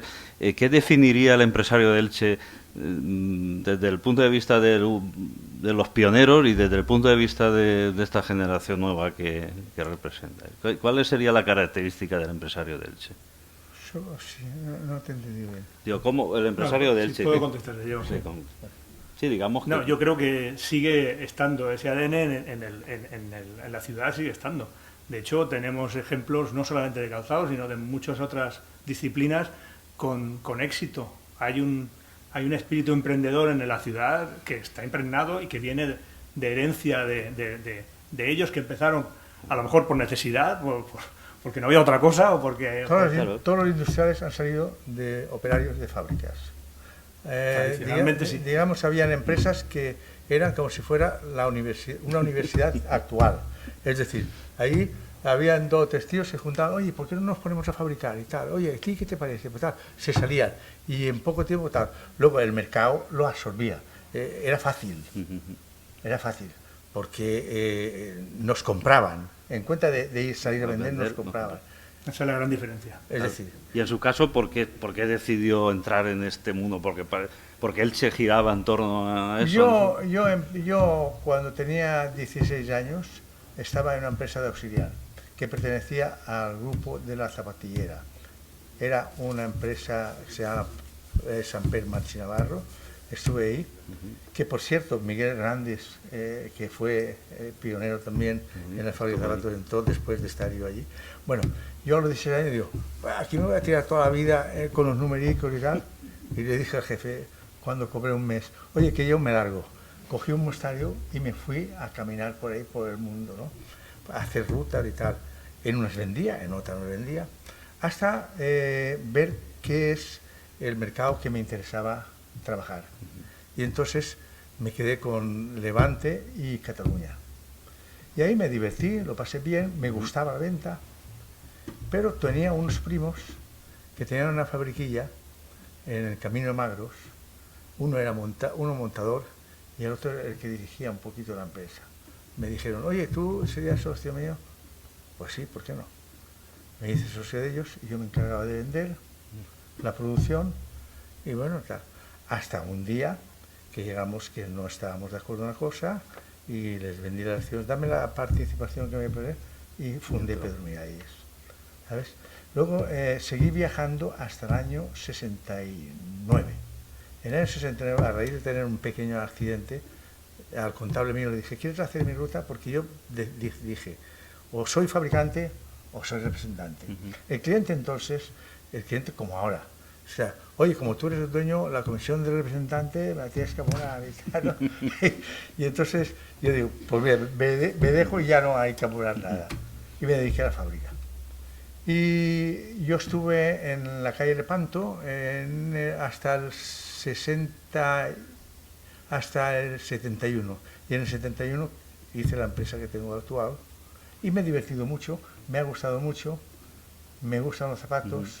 Y se sigue divirtiendo. Y me gusta mi profesión, Entonces, y eso es quizá una de las cosas que ha cambiado ahora, que esos empresarios que se hicieron desde la base, ahora ya vienen los hijos que están ya con sus títulos académicos y demás, y a lo mejor les falta la experiencia práctica de trabajar en la fábrica o de representante. Bueno, es que nosotros en sí teníamos que ir al banco a pedir para que te doblaran las letras. Hacer de encargado, porque no había muchos encargados buenos, ni los hay ahora tampoco. ¿Comprendes? Hacer de encargado, hacer de vendedor, acompañar a los representantes, atender a los clientes, lo hacíamos todos, ¿no? La gente de hecho es muy emprendedora. No soy yo nada más, sino la gente en total son muy emprendedores. La industria del zapato no se termina nunca en Elche. Ha sido más potente porque, oye, en los años 45 hasta el 70, todas las fábricas eran importantísimas. Ahora no hay fábricas de la categoría de ella. Estaba hijos de Vicente Pérez Sánchez en la carretera de Aspe, un fabricón, Cabolo, Antonio Peral, tal. Bueno, Y además, fíjate, Miguel Hernández, te voy a decir para que veas lo que son las industrias. Una vez estando yo allí, me viene un francés y en la fábrica que yo tenía. Y me dice, oye, que tengo unos clientes americanos que son buenos compradores y tal. ¿Tú qué me dirías? ¿Tú estarías dispuesto a tal? Digo, no, yo no tengo la estructura total aún para aprender esto. Digo, pero tengo la persona adecuada para eso, que es Miguel Hernández. Llamé a Miguel Hernández y digo, te mando a este para ver si te acuerdo. Y viene una empresa que se llama Caresa, que era americana. En 3 años, Miguel montó una industria con 1000 obreros y que fabricaba 10.000 pares diarios. Eso ahora no existe. Eran un poco inconscientes también en aquel momento, Sí. o aventureros, ¿no? En 3 años. Pero digo En que- 3 años. ¿no? No, los costes laborales eran menores, costes laborales entonces menores. éramos muy competitivos Eran como- y nos éramos venían a competitivos. comprar, como ha dicho mi padre, yo lo he conocido, porque yo ya llevo 30 y tantos años en esto. Llevo mucho Y he tiempo. conocido en el Huerto del Cura a los compradores y los fabricantes yendo allí hasta enseñarles las muestras ahí en un Sí, sí, taburete. Las cajitas. Iban con O sea las que- cajitas. Que eso, lo que está ocurriendo ahora en China, pues no existía en Elche y yo lo he conocido hace 30 y tantos años. Sí, sí. Y ahora tú ves que las nuevas generaciones, bueno, tú ya eres un Yo viejo ya- joven, yo ¿no? ya estoy- Un viejo Sí, gente joven. para no- Me ha gustado. Pero bueno. Yo todavía estoy en los baby boomers que ha dicho Ezequiel. Yo nací en el 60. Pero bueno, han cambiado ya eso. Digamos que ahora soy menos aventureros, menos osados, menos audaces. Hombre. Que... Ahora estamos más preparados. Pero- La gente está más Pero preparada. hoy eso en de día- coger la maleta con los La motores y maleta, salir, Pero, no. Gaspar, Eso. hoy en día, por suerte, tenemos un mercado laboral de que podemos tener gente muy preparada y se trabaja de otra forma, en equipo, de otra, o sea, otro tipo de dirección. No tiene nada que ver lo que ellos tuvieron que luchar con lo que tenían a lo que hoy en día puede una empresa organizarse si tiene el suficiente tamaño. El problema que tienen muchas empresas es que no tienen suficiente tamaño para tener diversificado toda su dirección. O sea, es O sea que en profesionalización, lógicamente, ha habido o sea, un cambio muy nosotros, radical. hombre, El éxito- si no hubiéramos tenido eso, no estaríamos Cuando- hoy en día, no cumpliríamos ¿Cómo está? 60 años, En porque, claro, el año ha 68. cambiado todo. En el año 60, sí, creo que fue 68. En el año 68 tenía yo un representante en Madrid, hago el muestrario. Las costumbres, cuando mandaba el muestrario, seguía, llamaba por teléfono, oye, ¿cómo van las cosas? Tal cual. Para ir preparando cosas y tal. Y dice, hombre, bien, sí, bien. Dice, apúntate, que he hecho un pedido y tal. 7, tal. Digo, muy bien, 7.200 pares. Dice, no. 72.000. No jodas. Era el Corte Inglés. Y yo digo, pues me tengo que ir al Corte Inglés. Yo no tenía capacidad para esos pedidos para la fecha que ellos querían. Me fui ahí, hablé con Celestino Oreses, que era el dueño. Hola, tal, mire, venga usted porque he pasado un pedido, pero la empresa mía está bien, pero no tengo capacidad para la fecha que ustedes me piden. Y el tío me mira y me dice, me has caído bien. Mira, llama a fulano, que era el encargado, y dice, haz unos cálculos así. Me vas a servir 13.000 pares mensuales hasta que termine el pedido. Ya, muy bien. Y ahí empezamos la relación. ¿Y qué ha significado el Corte Inglés en Nosotros la hemos llegado a fabricar 200.000 pares todos los años para el Corte Inglés. Aún fabricamos bastante. Nosotros igual fabricamos 80 o 90.000. Ha sido una relación muy Con todos, fructífera con el- y cordial también, por lo Con que el veo. dueño principal, con don Ramón Areses, con Isidoro Álvarez, que era el presidente, con todos. Yo tenía una amistad grandísima con ellos, porque empecé el año 68 con ellos. Sí, durante muchos años. Y Hoy además, en día no es eso. una- Hoy en día Ya, claro. es un operador que- Una gran con empresa. la misma incertidumbre que todos los detallistas de calzado. Claro. Sí, no, claro, ¿Eh? desgraciadamente Y que esos además, grandes... además han importado sistemas de compra de Estados Unidos que Claro. todo lo que viene de Estados Sí, Unidos sí. es ruina. Todo. Sí, sí. Lo de que participes en rebajas, que si no sé qué, que si esta mercancía... O sea, todo eso es... Todos Eso- dependemos. que lo han todos inventado los dependemos de un judíos muestrario. americanos, Tú haces un ¿eh? muestrario bueno, haces calidad, Todo lo que viene un precio es justo y a vender, ruina. donde sea. Ujú. Es decir, Sí, pero- que no hay ese problema tan grande, no hay que agravarlo. Claro. Si aquí lo pasa, antes tirábamos manos de un modelista, ahora estamos más preparados, ahora está Internet, está el teléfono que lo tienes todo, lo tienes todo a mano. Yo, por ejemplo, porque no entro en asuntos de ordenadores, porque de ahí ¿sabes? Sí, No he ya que se ocupen otros. no he llegado. Pero hoy está más fácil. Por ejemplo, hoy este es el que diseña, el que hace el muestrario, prácticamente todo. Pero si haces un buen muestrario, procuras ajustar los costes, un precio competitivo, que se sabe ya, porque la gente ha bajado de nivel a triunfar. Se puede vender aquí, se puede vender sin problema. Sí, y los empresarios de Elche también han tenido la fama de ser un poco piratas. ¿Usted eso lo ha visto así? Ha habido fábricas de piratas. Sí, ahora Y de mismo- tratar a veces mal a Sí. los trabajadores que han acabado yéndose del sector, a Sí. lo mejor por eso. Pero, Sí. Pero Ha normalmente- habido No, sí. más de 1000 empresas en Elche Sí. de media durante los últimos 40 Pero años. empresas, ¿eh? Había que Y verlas. unas han tenido que Yo competir de te- una te forma, podría otras de contar- otra. Te podría nombrar Hay quien 100, 100, ¿sabes? 100 así de memoria, 100. ujú. Y que Pero- han competido pero empresa. Sí. con precios ajustados y han tenido que, bueno, que a veces Eso hoy en día se ha depurado pirata mucho. yo no le llamaría. No, Es bueno, que no tiene lo, más lo he remedio dicho que- en plan así un poco sí, hombre, cariñoso. sí. Pero bueno, que digamos, ¿cómo se llama? Bueno, De economía informal.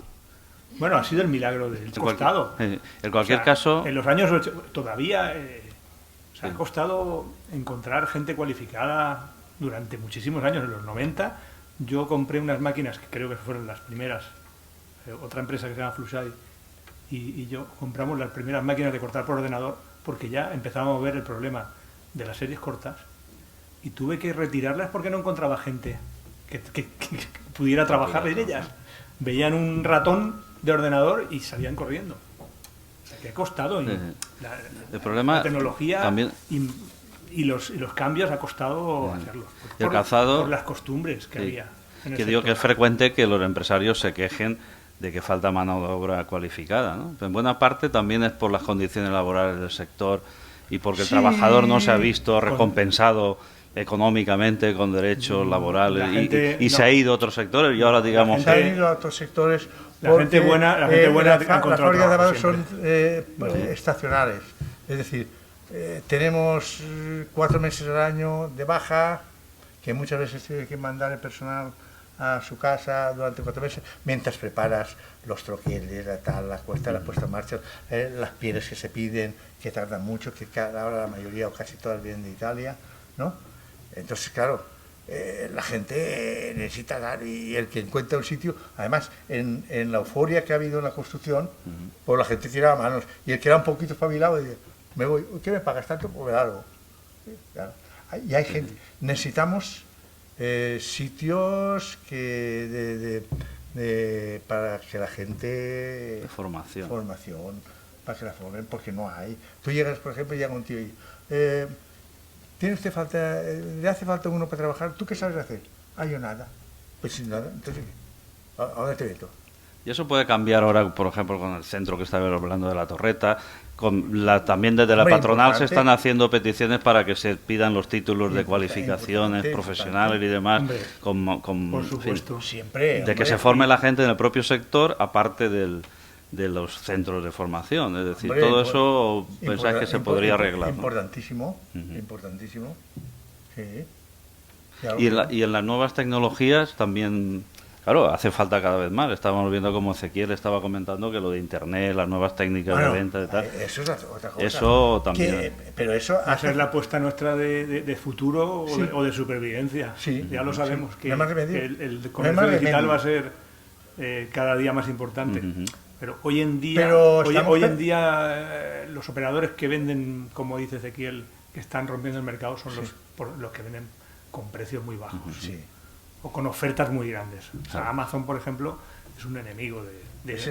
de alguien que quiera mantener una marca con un prestigio. Nosotros no podemos trabajar con Amazon, por ejemplo. Claro, Es porque una- pide una su marca- marca. es un operador que revienta los precios y que perjudica a nuestro mercado tradicional, que todavía sigue teniendo importancia. No se le puede vender. A eso no se le puede vender. No. Hay otros operadores como Zalando, como Sí. Spartoo, Oye. hay otros ¿Cómo- operadores como el Corte Inglés Online, Claro. que ¿Cómo- más o menos respeta las ¿Cómo reglas del tenéis- juego, pero Amazon, por ejemplo, No. no me gusta dar Yo nombres, hicimos un pedido para Amazon una vez, un pedido, y yo lo vi y digo, esto hay que retirarlo. Un tío que te expone ahí tus artículos, incluso los clientes se han acostumbrado en mis artículos, por ejemplo, de artículos de otros, ponerlos en Amazon y venderlos, que yo no los vendo con mi marca. Ujú. Entonces, todo eso perjudica. El comercio de España, eso sí, las tiendas desaparecen en 5 años el 50% de todas las tiendas. Todas las tiendas que no sean Ujú. cadenas, Pero luego las cadenas también tienen sus problemas. porque se quejan, sí, las cadenas se quejan de que tienen menos beneficios, pero los que tienen una tienda o dos se quejan de que en internet y tal. Ahora han habido unas reuniones en Madrid y en Barcelona, juntándose clientes para juntarse y pedir, todos los que vendan por internet no le vamos a comprar. pero esa guerra la tienen perdida. Pero, Esa guerra, pero pierden porque eso No es se le el puede avance de la poner vida. puerta al No se campo. puede poner. está No se bien puede que poner a la trabajemos fuerza. con los operadores correctos ¿Eh? o que Ya. defienden el producto. Pero En vuestro dejar caso, de vender a los- en vuestro caso el lo que es el negocio, futuro. las ventas por internet está ya posicionado. Bien, sí, Sí, pero vamos, tampoco es grande, pero se va aumentando. un espectáculo porque ya te digo, hoy en día en internet se vende precio o marcas muy caras que no tienen acceso al comercio, gente de poblaciones pequeñas que no tiene esa oferta y la compra por internet. Grandes firmas sí que funcionan. Una cosa, volviendo al tema del relevo generacional, ¿cómo ha sido el trabajo en vuestro caso? Porque siempre surgen a lo mejor problemas, fricciones o puntos de vista distintos sobre cómo lleva la empresa, ¿no? Los empresarios de larga tradición, pues parece que les cuesta No ha dar tenido- él responsabilidad. no ha ¿Cómo ha tenido sido ningún- en vuestro caso ese Muy bien. relevo? Fenómeno. A ver si- Siempre ha habido discusión hay que tener, Ujú. pero cuando en mi caso, pues la prudencia ha sido mi estrategia, como decirlo, ¿no? Cuando tú entras a un negocio, tienes que... Tú terminas de estudiar y te das cuenta que no tienes ni idea. Entonces... Es otro máster. tienes que hacerte las Hay que orejas grandes, desaprender y aprender escuchar otro. y escuchar. Y luego, sin darte cuenta, como ir en bicicleta, te das cuenta que vas llevándola tú solo. Entonces, esto ha ocurrido así, más o menos, con respeto, porque él ha tenido ese respeto de dejarte equivocar cuando empiezas, que es el que hay que tener y que yo voy a tener que tener próximamente, porque Claro. el Con la gente tiempo que entra pasa después. y a nosotros ya nos vienen empujando. Hay ya nueva otra generación. generación dispuesta a entrar en acción. Sí, ¿no? ya tengo un nieto y una nieta. ¿Y es más difícil trabajar con la familia que con técnicos externos a la hora de tomar decisiones y demás? En o nuestro en caso, vuestro que es caso. En primera, nuestro o sea, caso, no, sí, no. en nuestro caso que se llevan bien todos. Todos. Y para usted esa era una satisfacción tener a Bueno, todos Lo los importante hijos es saber ahí. cada uno está en su sitio. Hombre, Es una muy importante. satisfacción. Y que ves una continuación. Sí, porque, A un proyecto que tú has hecho, Claro. ves una continuación. Esto va a durar. claro, porque aquí Que yo siempre decía, me ponía el letrero a Fabio y digo, Pedro, no te caigas ahí y que el letrero que esté ahí hasta que me muera por lo menos. Cuando me muera, si quieren que la quiten. sí, porque porque ha habido empresarios que Eh, se han lamentado mucho de que su es- obra se ha acabado tú porque te- han tenido Pero que hay cerrar. muchos ejemplos también de De- un ejemplo de relevo generacional Sí. con éxito. Eso es señal Muchos, de por suerte. señal de que se le ve futuro al sector o que no tiene otra cosa. El sector Y de la siempre tiene preparación futuro de- si te de espabilas. ellos y de los Si que te vienen espabilas, detrás. siempre hay futuro. Si no te espabilas, no. Pero si tú vas a la innovación, como estaba aquí el amigo, ¿sabes? Hablando, pues y te Hombre. pones como tienes que ponerte conforme lo que pida el mercado. ¿Comprendes? La capacidad de adaptarte a los cambios del A los entorno cambios. es la supervivencia de la empresa. Hacer los deberes bien, no hay problema. La dirección es muy importante, pero ¿y los trabajadores? ¿Qué papel tienen ahí en ese éxito? Sin ellos no Sin ellos no se puede hacer nada, hombre. Lo más importante, los trabajadores, de un equipo de gente. Lo más importante, yo he tenido capaz. Y hay que tener 300 tíos en la fábrica, ¿no? Es decir, todo dentro, ¿no? Porque antes, ahora hay industria auxiliar, que vas tú, oye, fulano, tráeme esto, ¡bam! Pero antes había que hacer todo dentro. Había que cortar suela, las máquinas de cortar suela, había que hacer todo dentro. Es decir, en aquella época no había nada, no existía. ¿Sabes? Y el sacarlo fuera, como se sacó, sobre todo en los años 80 y demás, perjudicó o benefició al sector. Sacarlo, digamos, era parado por un sitio, cortada a lo mejor otra sección fuera, digamos, fuera de la fábrica, ¿no? Fuera de la fábrica. No. En la medida que se fueron, sí. Las series fueron más pequeñas, Sí. había que hacer eso. Sí. Sí, o sea que... O sea, no se podía estandarizar. Es que, claro, al tenerlo todo integrado era producto de que las series eran grandes, eran largas, y todavía hay empresas en Elche y en Elda y en Petrel que tienen mucha parte de la producción dentro porque fabrican series largas todavía. En cualquier caso, todos los cambios estos de mercado y de introducción, marcas foráneas que cada vez hay más en Internet, algunas de ellas que se crean en Internet, como nos lo han dicho, sí. Todo eso, ¿en qué manera perjudica a las marcas establecidas ya? ¿O hace tener que sacar otras marcas nuevas para con menores esas costes? Marcas no. Lo que ha perjudicado al sector son los operadores de ropa, fabricando en Asia casi todo, y que han educado al consumidor final a pagar precios bajísimos por los zapatos. Hoy en día, claro, ven una zapato, voy a nombrar a Zara porque es el que más vende, porque vende 80 millones de pares. Y concretamente. ¿No? ¿Me equivoco, Ezequiel? Por ahí. Más o menos. Estamos hablando de las han educado al consumidor a pagar poco por los zapatos, y cuando llegan a un comercio y ven un zapato a 120 euros, les parece, les parece caro, que hay que firmar letras para comprarlo. Sí, y estábamos viendo, como estábamos diciendo, que el sector, bueno, no de lujo exactamente, el zapato tampoco, excepto algunos casos, pero que los zapatos de cierto precio hacia arriba tampoco es que vivan momentos muy bollantes, ¿no? Parece que el consumidor, incluso con recursos, se lo piensa a la hora de comprarse. Se ha enseñado a unos precios determinados y cuando ve 100 y pico, ya no pica. Ya no 100 y pico, ya no pica. Yo creo que también Internet está educando a comprar chollos. La gente quiere calidad, pero a un precio, y además se farda en las reuniones. Antes se fardaba de que te gastabas mucho dinero y ahora se farda de comprar el chollo. Y eso es a lo que se ha educado el consumidor final. ¿Y cómo influye personajes populares se relacionan con la marca, tanto en campañas publicitarias como en televisión y demás? ¿Os ha dado un impulso? Depende de quién, es positivo o negativo. Bueno, pero bueno, sí que influyen, refuerzan. Es imprescindible. En nuestro caso es marginal. Nosotros vendemos a un tipo de público que no se deja. Nosotros vendemos algo un poco más fondo de armario. Por ejemplo, Belén Esteban no lo hace vender más, o no lo hizo. Nunca lo habéis tenido. Nunca lo hemos calzado. Han sido personajes más centrados. No, que yo sepa, de más caché. No lo sé, no. Nos ha pagado bien, pero nosotros no. Muy bien.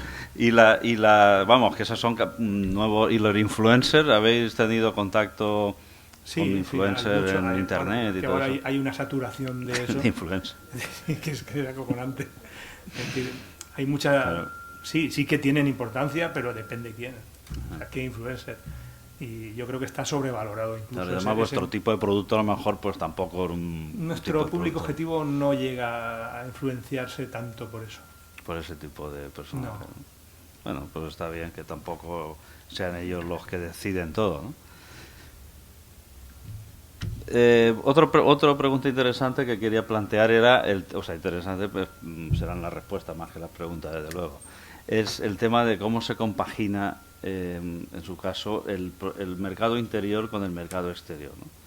Es decir, ahí ha habido empresas que, sobre todo en nuestra zona, que han volcado preferentemente al exterior, a la exportación. El mercado nacional ha sido muy pequeño y en vuestro caso sí que ha habido una clara apuesta por el mercado nacional. Nosotros siempre hemos apostado, yo siempre aposté por el mercado nacional.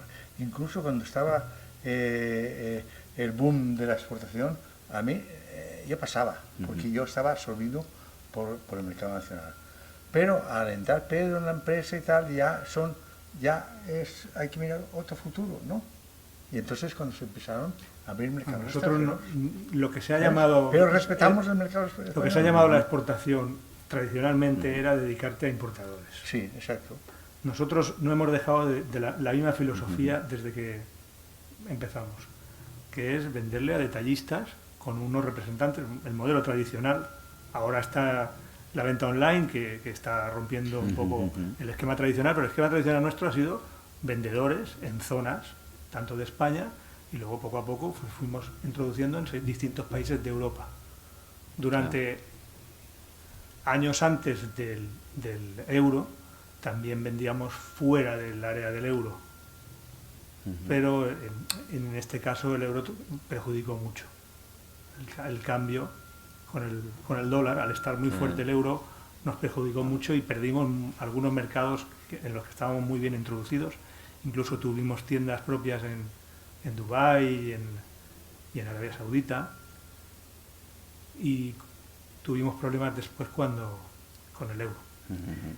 Entonces lo que hemos hecho es vender a detallistas con representantes, sea en Dinamarca o en Bélgica o en Francia, pero con la misma filosofía, al detallista final. Y eso, como nos lo han contado también, está desapareciendo. A mí me llamó siempre la atención cuando he ido a la feria de... Están sufriendo. Desapareciendo, no. Claro. Sobre todo en Madrid, que he pasado algunos años yendo a Pero Madrid. perdona, también hay ejemplos de comerciantes pequeños que tienen una tienda solo y están vendiendo online y les está yendo muy bien. Claro. O sea, no demonicemos también a la figura del pequeño comerciante, que hay muchos comerciantes que se han espabilado. Sí, O sea, está. yo estuve el otro día en Italia con un comerciante de mucho nivel que tiene 4 tiendas y es el número 1 online en Italia. O sea, que hay también. gente que se ha reinventado y que, igual que los empresarios de calzado nos vamos reinventando, también hay comerciantes que lo han visto claro y están teniendo éxito. Sí, os comentaba que en la presencia allí en Madrid y tal, esos días, esos domingos de clausura, que eran todos representantes que llegaban de toda España, y me ha llamado siempre la atención porque había un ambiente de familiar, como amigos, ¿no? De toda la vida se conocen, viene el de la tienda de Gijón, el de la tienda de tal, y a los representantes, los empresarios, digamos que ha habido ahí se ha creado ahí una conexión entre todos, que uno ya llega a ser casi como de la familia, ¿no? Y eso se sigue manteniendo en el caso de Pedro Miralles, ¿no? Nosotros seguimos manteniendo. Claro, comprando zapatos toda la vida, pues claro, al final... Y de padres a hijos. De padres a hijos, ¿no? Y nietos. Tengo representantes de todos, por ejemplo, en Cataluña era primero mi hermano, representante, después mi sobrino, y ahora el hijo de mi sobrino es el representante nuestro. En Galicia, en Madrid, tenía el mismo representante, el hijo. Es decir, y los comerciantes también, hemos conocido al padre, al hijo y al Espíritu Santo. En Castilla tengo al mismo representante que entró en mi casa en el año 60, ahora tengo el hijo, porque el otro se ha muerto. Sí. Pues. Aquí hay una anécdota, vino Pedro Piquera, el presentador de informativos, vino aquí que lo nombraron caballero de la Orden de la Dama de Elche, y entonces hablando con él un rato dice que Elche siempre lo tenía en su corazón y que no había venido, pero que su padre era zapatero y siempre compraba los zapatos a Elche, Alpargata, no sé qué, le compraba desde toda la vida, ¿no?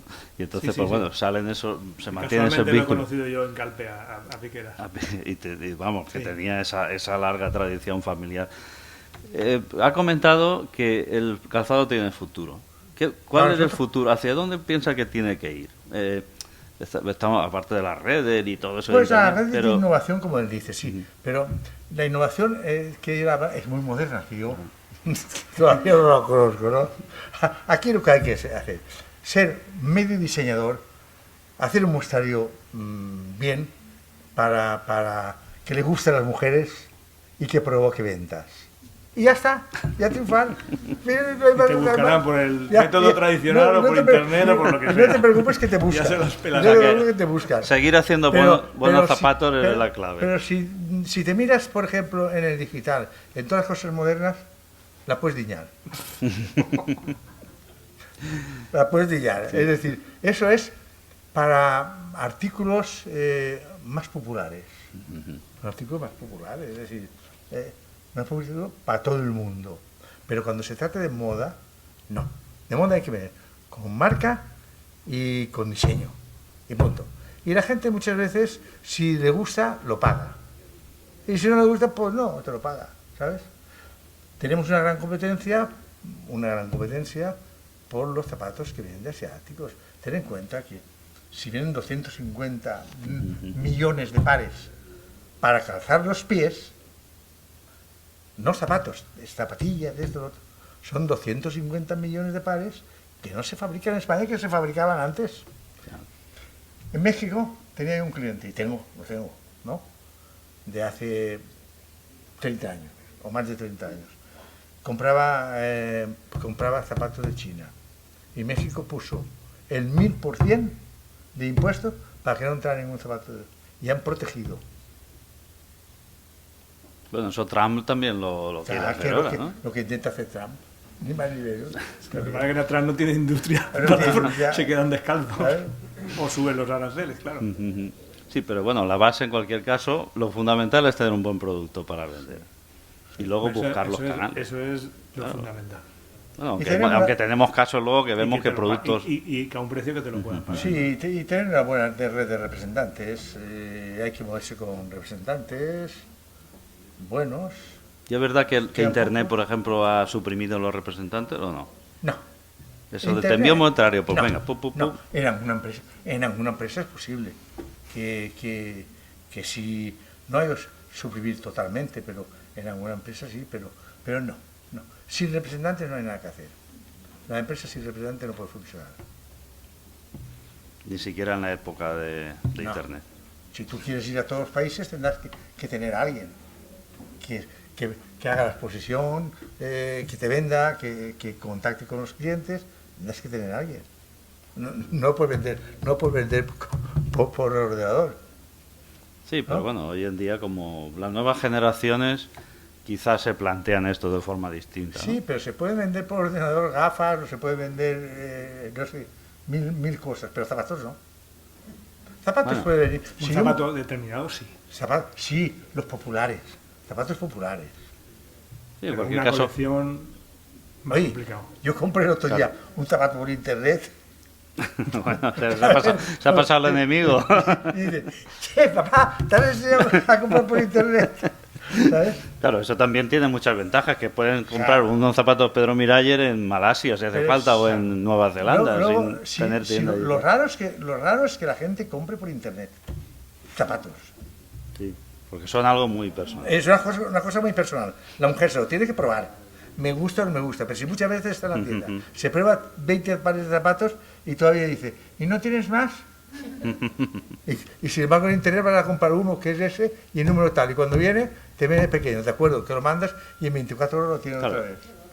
Bueno, de acuerdo, pero es más por los artículos populares y moda. Tú enseñas la moda en internet y hay gente que entra, por ejemplo, y dice, yo quiero un zapato de novia y no sé quién lo fabrica, lo fabrica Pedro Miray, entra a internet y lo compra. ¿Comprendes? Sí, que son... Nosotros va en aumento. No tenemos grandes cifras de eso, pero va en aumento. La venta de internet, para. Que no me gustaría, porque perjudica al cliente. Pero tenemos que estar en el mundo.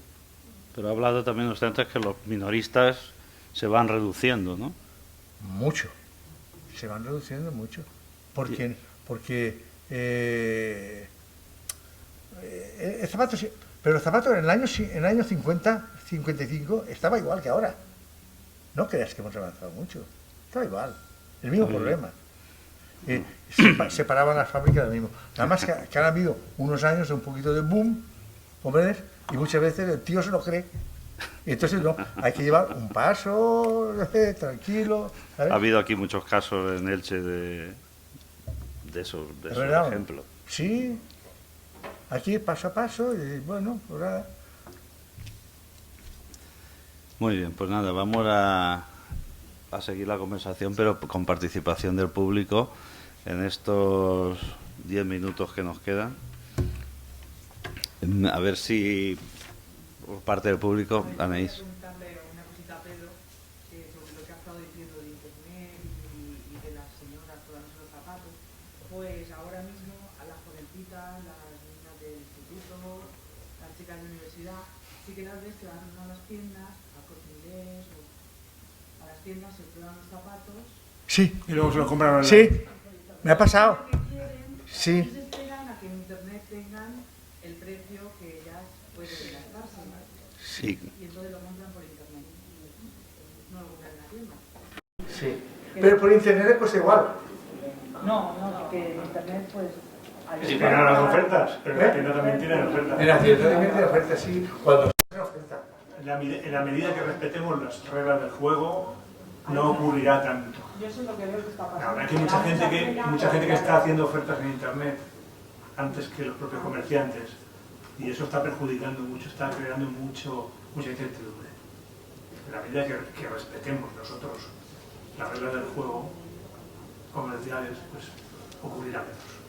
Pero siempre ocurrirá, claro, la chica que no tiene ganas de ir cargada con la bolsa, pues sí. Pero eso a lo Sí, mejor con la ropa. la tía va, se prueba los zapatos, se toma la nota, se toma la nota. No, pero si pasa, bueno, en Zara, por ejemplo, las mujeres hacen colas, ¿no? 20 mujeres haciendo colas. Llega la calle 21 y se acerca un tío y dice, no me acerca que haga usted cola. Están educando al público. Se vaya usted a su casa, tome nota y lo pide usted por internet. ¿Sabes? Se prueban la Se ropa y ahorran personal Se ahorran personas. y entonces están educando al consumidor. Se ahorran personas. No, viene una transformación que hay que digerirla. Hay que digerirla y combatirla. En ese caso yo, por ejemplo, en Zara, si me quiero comprar algo, lo tengo que comprar por internet, porque a lo mejor la talla XXL, que es la que yo gasto, no la tienen en tienda, porque no pueden tener tampoco tanta variedad. Sí. Y llego allí y me dicen, pídelo por internet, que te lo traemos al día siguiente. Es que ellos lo incentivan. Porque es una estrategia de ellos también. Tienen menos personal, así. Sí, sí. Y eso es lo que está perjudicando a los comerciantes tradicionales, sí, está claro. A ver, Julián. Sí, ¿qué le parece al ponente que las fábricas con una marca propia intenten el crecimiento a través de la creación de tiendas propias con su marca? ¿Esa forma de expansión es para ustedes adecuada? Como imagen sí, como negocio no.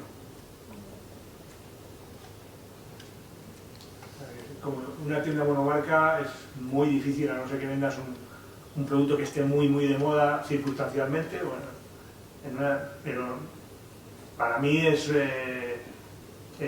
bueno, ahí están los ejemplos de muchas firmas. O sea, se tiene como apoyo, como imagen, pero negocio no es. No es negocio, no es negocio. Ahí están todos los ejemplos de todos los italianos que han tenido tiendas propias y van uno detrás de otro. Pero aquí como imagen en Elche, por ejemplo, una ciudad zapatera como esta, que no tiene una marca, que empresas de zapateras de nombre como, por ejemplo, la vuestra, otros similares, sería conveniente e interesante de cara a atracción del turismo que usted quiera comprar zapatos y no encuentra zapatos en el centro de Elche de empresas que fabriquen aquí en la ciudad, zapatos de calidad como el suyo o similar. Eso no, sería conveniente también y daría imagen como marca también y como la ciudad también, que sería interesante No tenemos tanto turismo en Elche como para eso. Y además perjudicaríamos a los clientes nuestros que también son detallistas aquí. Que hay que respetarlos. En Elche, en Alicante, claro. Es una batalla entre el comercio tradicional y esa estrategia. Para montar una Pero ya te digo que no es rentable. Para montar una tienda, por ejemplo, yo voy a montar una tienda en Sevilla. No lo monto. Perjudico al cliente, pierdo la plaza.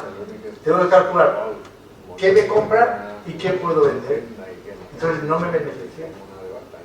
Y entonces el cliente, si va montando muchas tiendas, pues deja de ser interesante para ellos lo que tú fabricas. Entonces, como imagen sí. Por ejemplo, nosotros en Madrid, en el centro de Madrid, tenemos una en el centro de Madrid. ¿Vale? Pero como imagen. No nos importa si tiene beneficios o no tiene beneficios. Lo importante es que esté el nombre para la gente. Y la gente misma pues va a los comercios que a lo mejor pide el artículo que hay en la tienda. O el Corte Inglés, por ejemplo. Lo apoya eso, no lo apoya. Que montemos una tienda de imagen. Pero... Bueno, a lo mejor un operador de México, de Colombia o de tal, lo ve tu tienda y entonces dice, oye, pues yo quiero tener una en mis grandes almacenes y claro, lo tienes como cliente. O sea, es imagen. Una pregunta más por aquí, que veo a la gente muy preparada para preguntar, pero le falta decidirse. Bueno, no es habitual contar aquí con dos pesos pesados de la industria en nuestro, en fin, en un acto así, o sea que... Yo me lo he pasado muy bien, fabricando zapatos me lo he pasado bomba. Bomba. Me he divertido, me lo he pasado bien, he disfrutado y sigo disfrutando. Porque Que aunque sigue dando vueltas por la empresa. todos los días, por la mañana y por la tarde. Sacando alguna partida de dominó que hay que hacer para distraer la cabeza, por la tarde. ¿Y sus hijos cómo se lo toman? Sus Muy hijos, bien. que estén por allí. Es un privilegio. Y mis hijas, por ejemplo, bueno, y este igual, ¿no? Pero de este ya es de esperar que salga a la hora que sale. Pero mis hijas muchas veces dicen, ¿qué vais a heredar la fábrica? Las tías. Hasta salían a las 9 de la noche y a las 9 de la noche se iban al bar a tomar la cervecita. Y la chica hizo, los chiquitos no te preocupes, que está atendido. O sea que también Les llevan, gusta, les en la gusta. sangre lo lleváis todo. No, a las... Lo llamo. De 8:30 a 9 menos cuarto todo el mundo está trabajando. Siempre. ¿Sabes? Y se van a las 2 de la tarde. Pero es para estar orgulloso de... Yo de soy esa orgulloso. Y además para mí ha sido un descanso grandísimo. Cuando entré digo, desapareció una mano de Dios. ¿Y dedicarte a esto fue por vocación o por obligación? No, Absolutamente. No, Absolutamente vocación. Sí, vocación. ¿Qué me cría? Una familia de zapateros. Mi madre tenía una tienda de zapatos. Mi abuelo era fabricante. Él era fabricante. Sí. A mí me gustaba, además, me gustaba dibujar. Si no hubiera nacido una familia zapatera, a lo mejor hubiera sido arquitecto, porque me gusta. 15 años y yo decía, yo estaba en el colegio y yo, ¿tienes tiempo y tal? Me lo llevé a Italia, a una feria de modelistas y tal y cual, o me iba a Valladolid a ver un representante, Pedro, vente conmigo, tal y cual. Este empezó tapando cajas, tal cual, lo ha corrido todo en la fábrica. Y el tío que se lo ha puesto en medio, lo ha puesto, porque siempre, joder, que viene el hijo del dueño y tal y cual, y empieza a meterte, ¿sabes?, la patica para que tropieces. Entonces, y tienes que poner el sello y el pero... batallitas. Es lo que son. Ten en cuenta que la mayoría, por no decir casi todos, los empresarios han salido de fábricas de zapatos. Mira, en Alfonso XIII,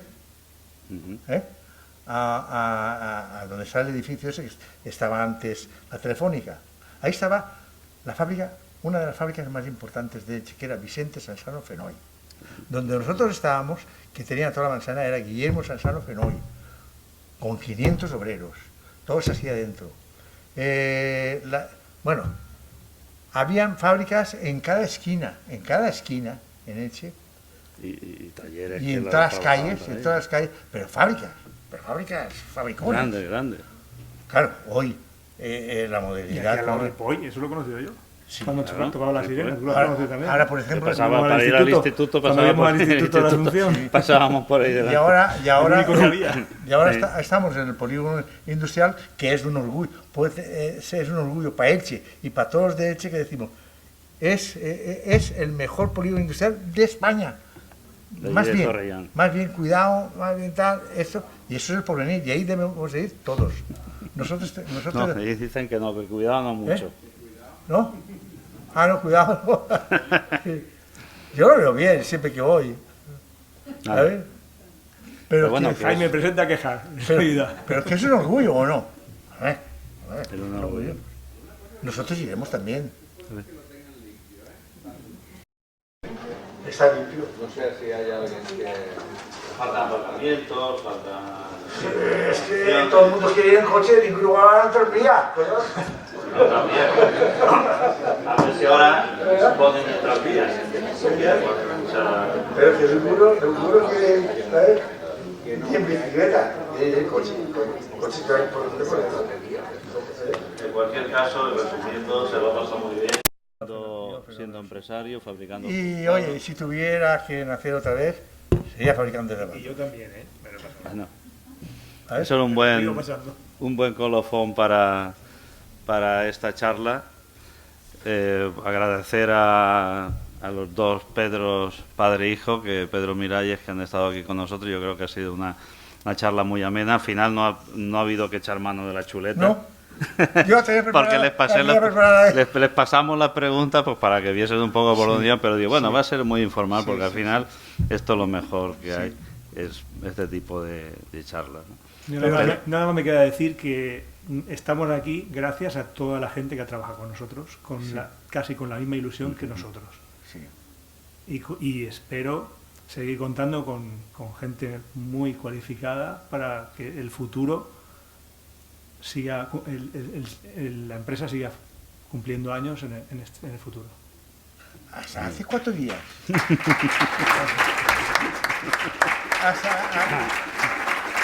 Hasta hace 4 días. Yo tenía empleados desde el año 60 o 62. Tengo cartas, sobre todo una carta de una paradora ahí bajo mi carpeta, que cuando la leo me da ganas de llorar. De la tía, la despedida de ella a sus 65 años. ¿Sabes? De lo bien que ha estado, tratada, de tal, ¿sabes? Eso es un orgullo para mí. Porque hay que respetar. A mí me gusta entrar a la fábrica, entrar a la cadena, ver a un tío. Buenos días, ¿cómo te va? Si sé que está mal o tal, ¿cómo está el chiquillo? ¿Cómo está? Pero todos los días. A veces voy de una fábrica a otra, paso a otra fábrica y llega uno, y llega mi hija y dice, Juan me ha preguntado por ti, que qué pasa, que no pasas. Paso ahí, en faltar un día de pasar por ahí por la cadena, Le echan ya me lo traen en falta. Me gusta. Y me lo paso bien. Que siga haciéndolo muchos He disfrutado de los obreros. Han sido buenos para mí todos. ¿Que te sale uno regularcita? Pues lo educas un poquito. ¿Sabes? Pero he disfrutado de ello, ¿sabes? Muy bien, muchas gracias. Finalizamos aquí esta jornada de la cátedra. Gracias a todos. A la compañía, gracias a la compañía. Bueno, y el año que viene una sesión solo para don Pedro que cuente todo lo que nos ha contado. Ah, sí. Que se le ha quedado. Bueno, muy bien, pues nada, muy bien. Magnífico. Muchas gracias, muchas gracias. Ha quedado todo... Fenómeno. No tantas preguntas de esta manera.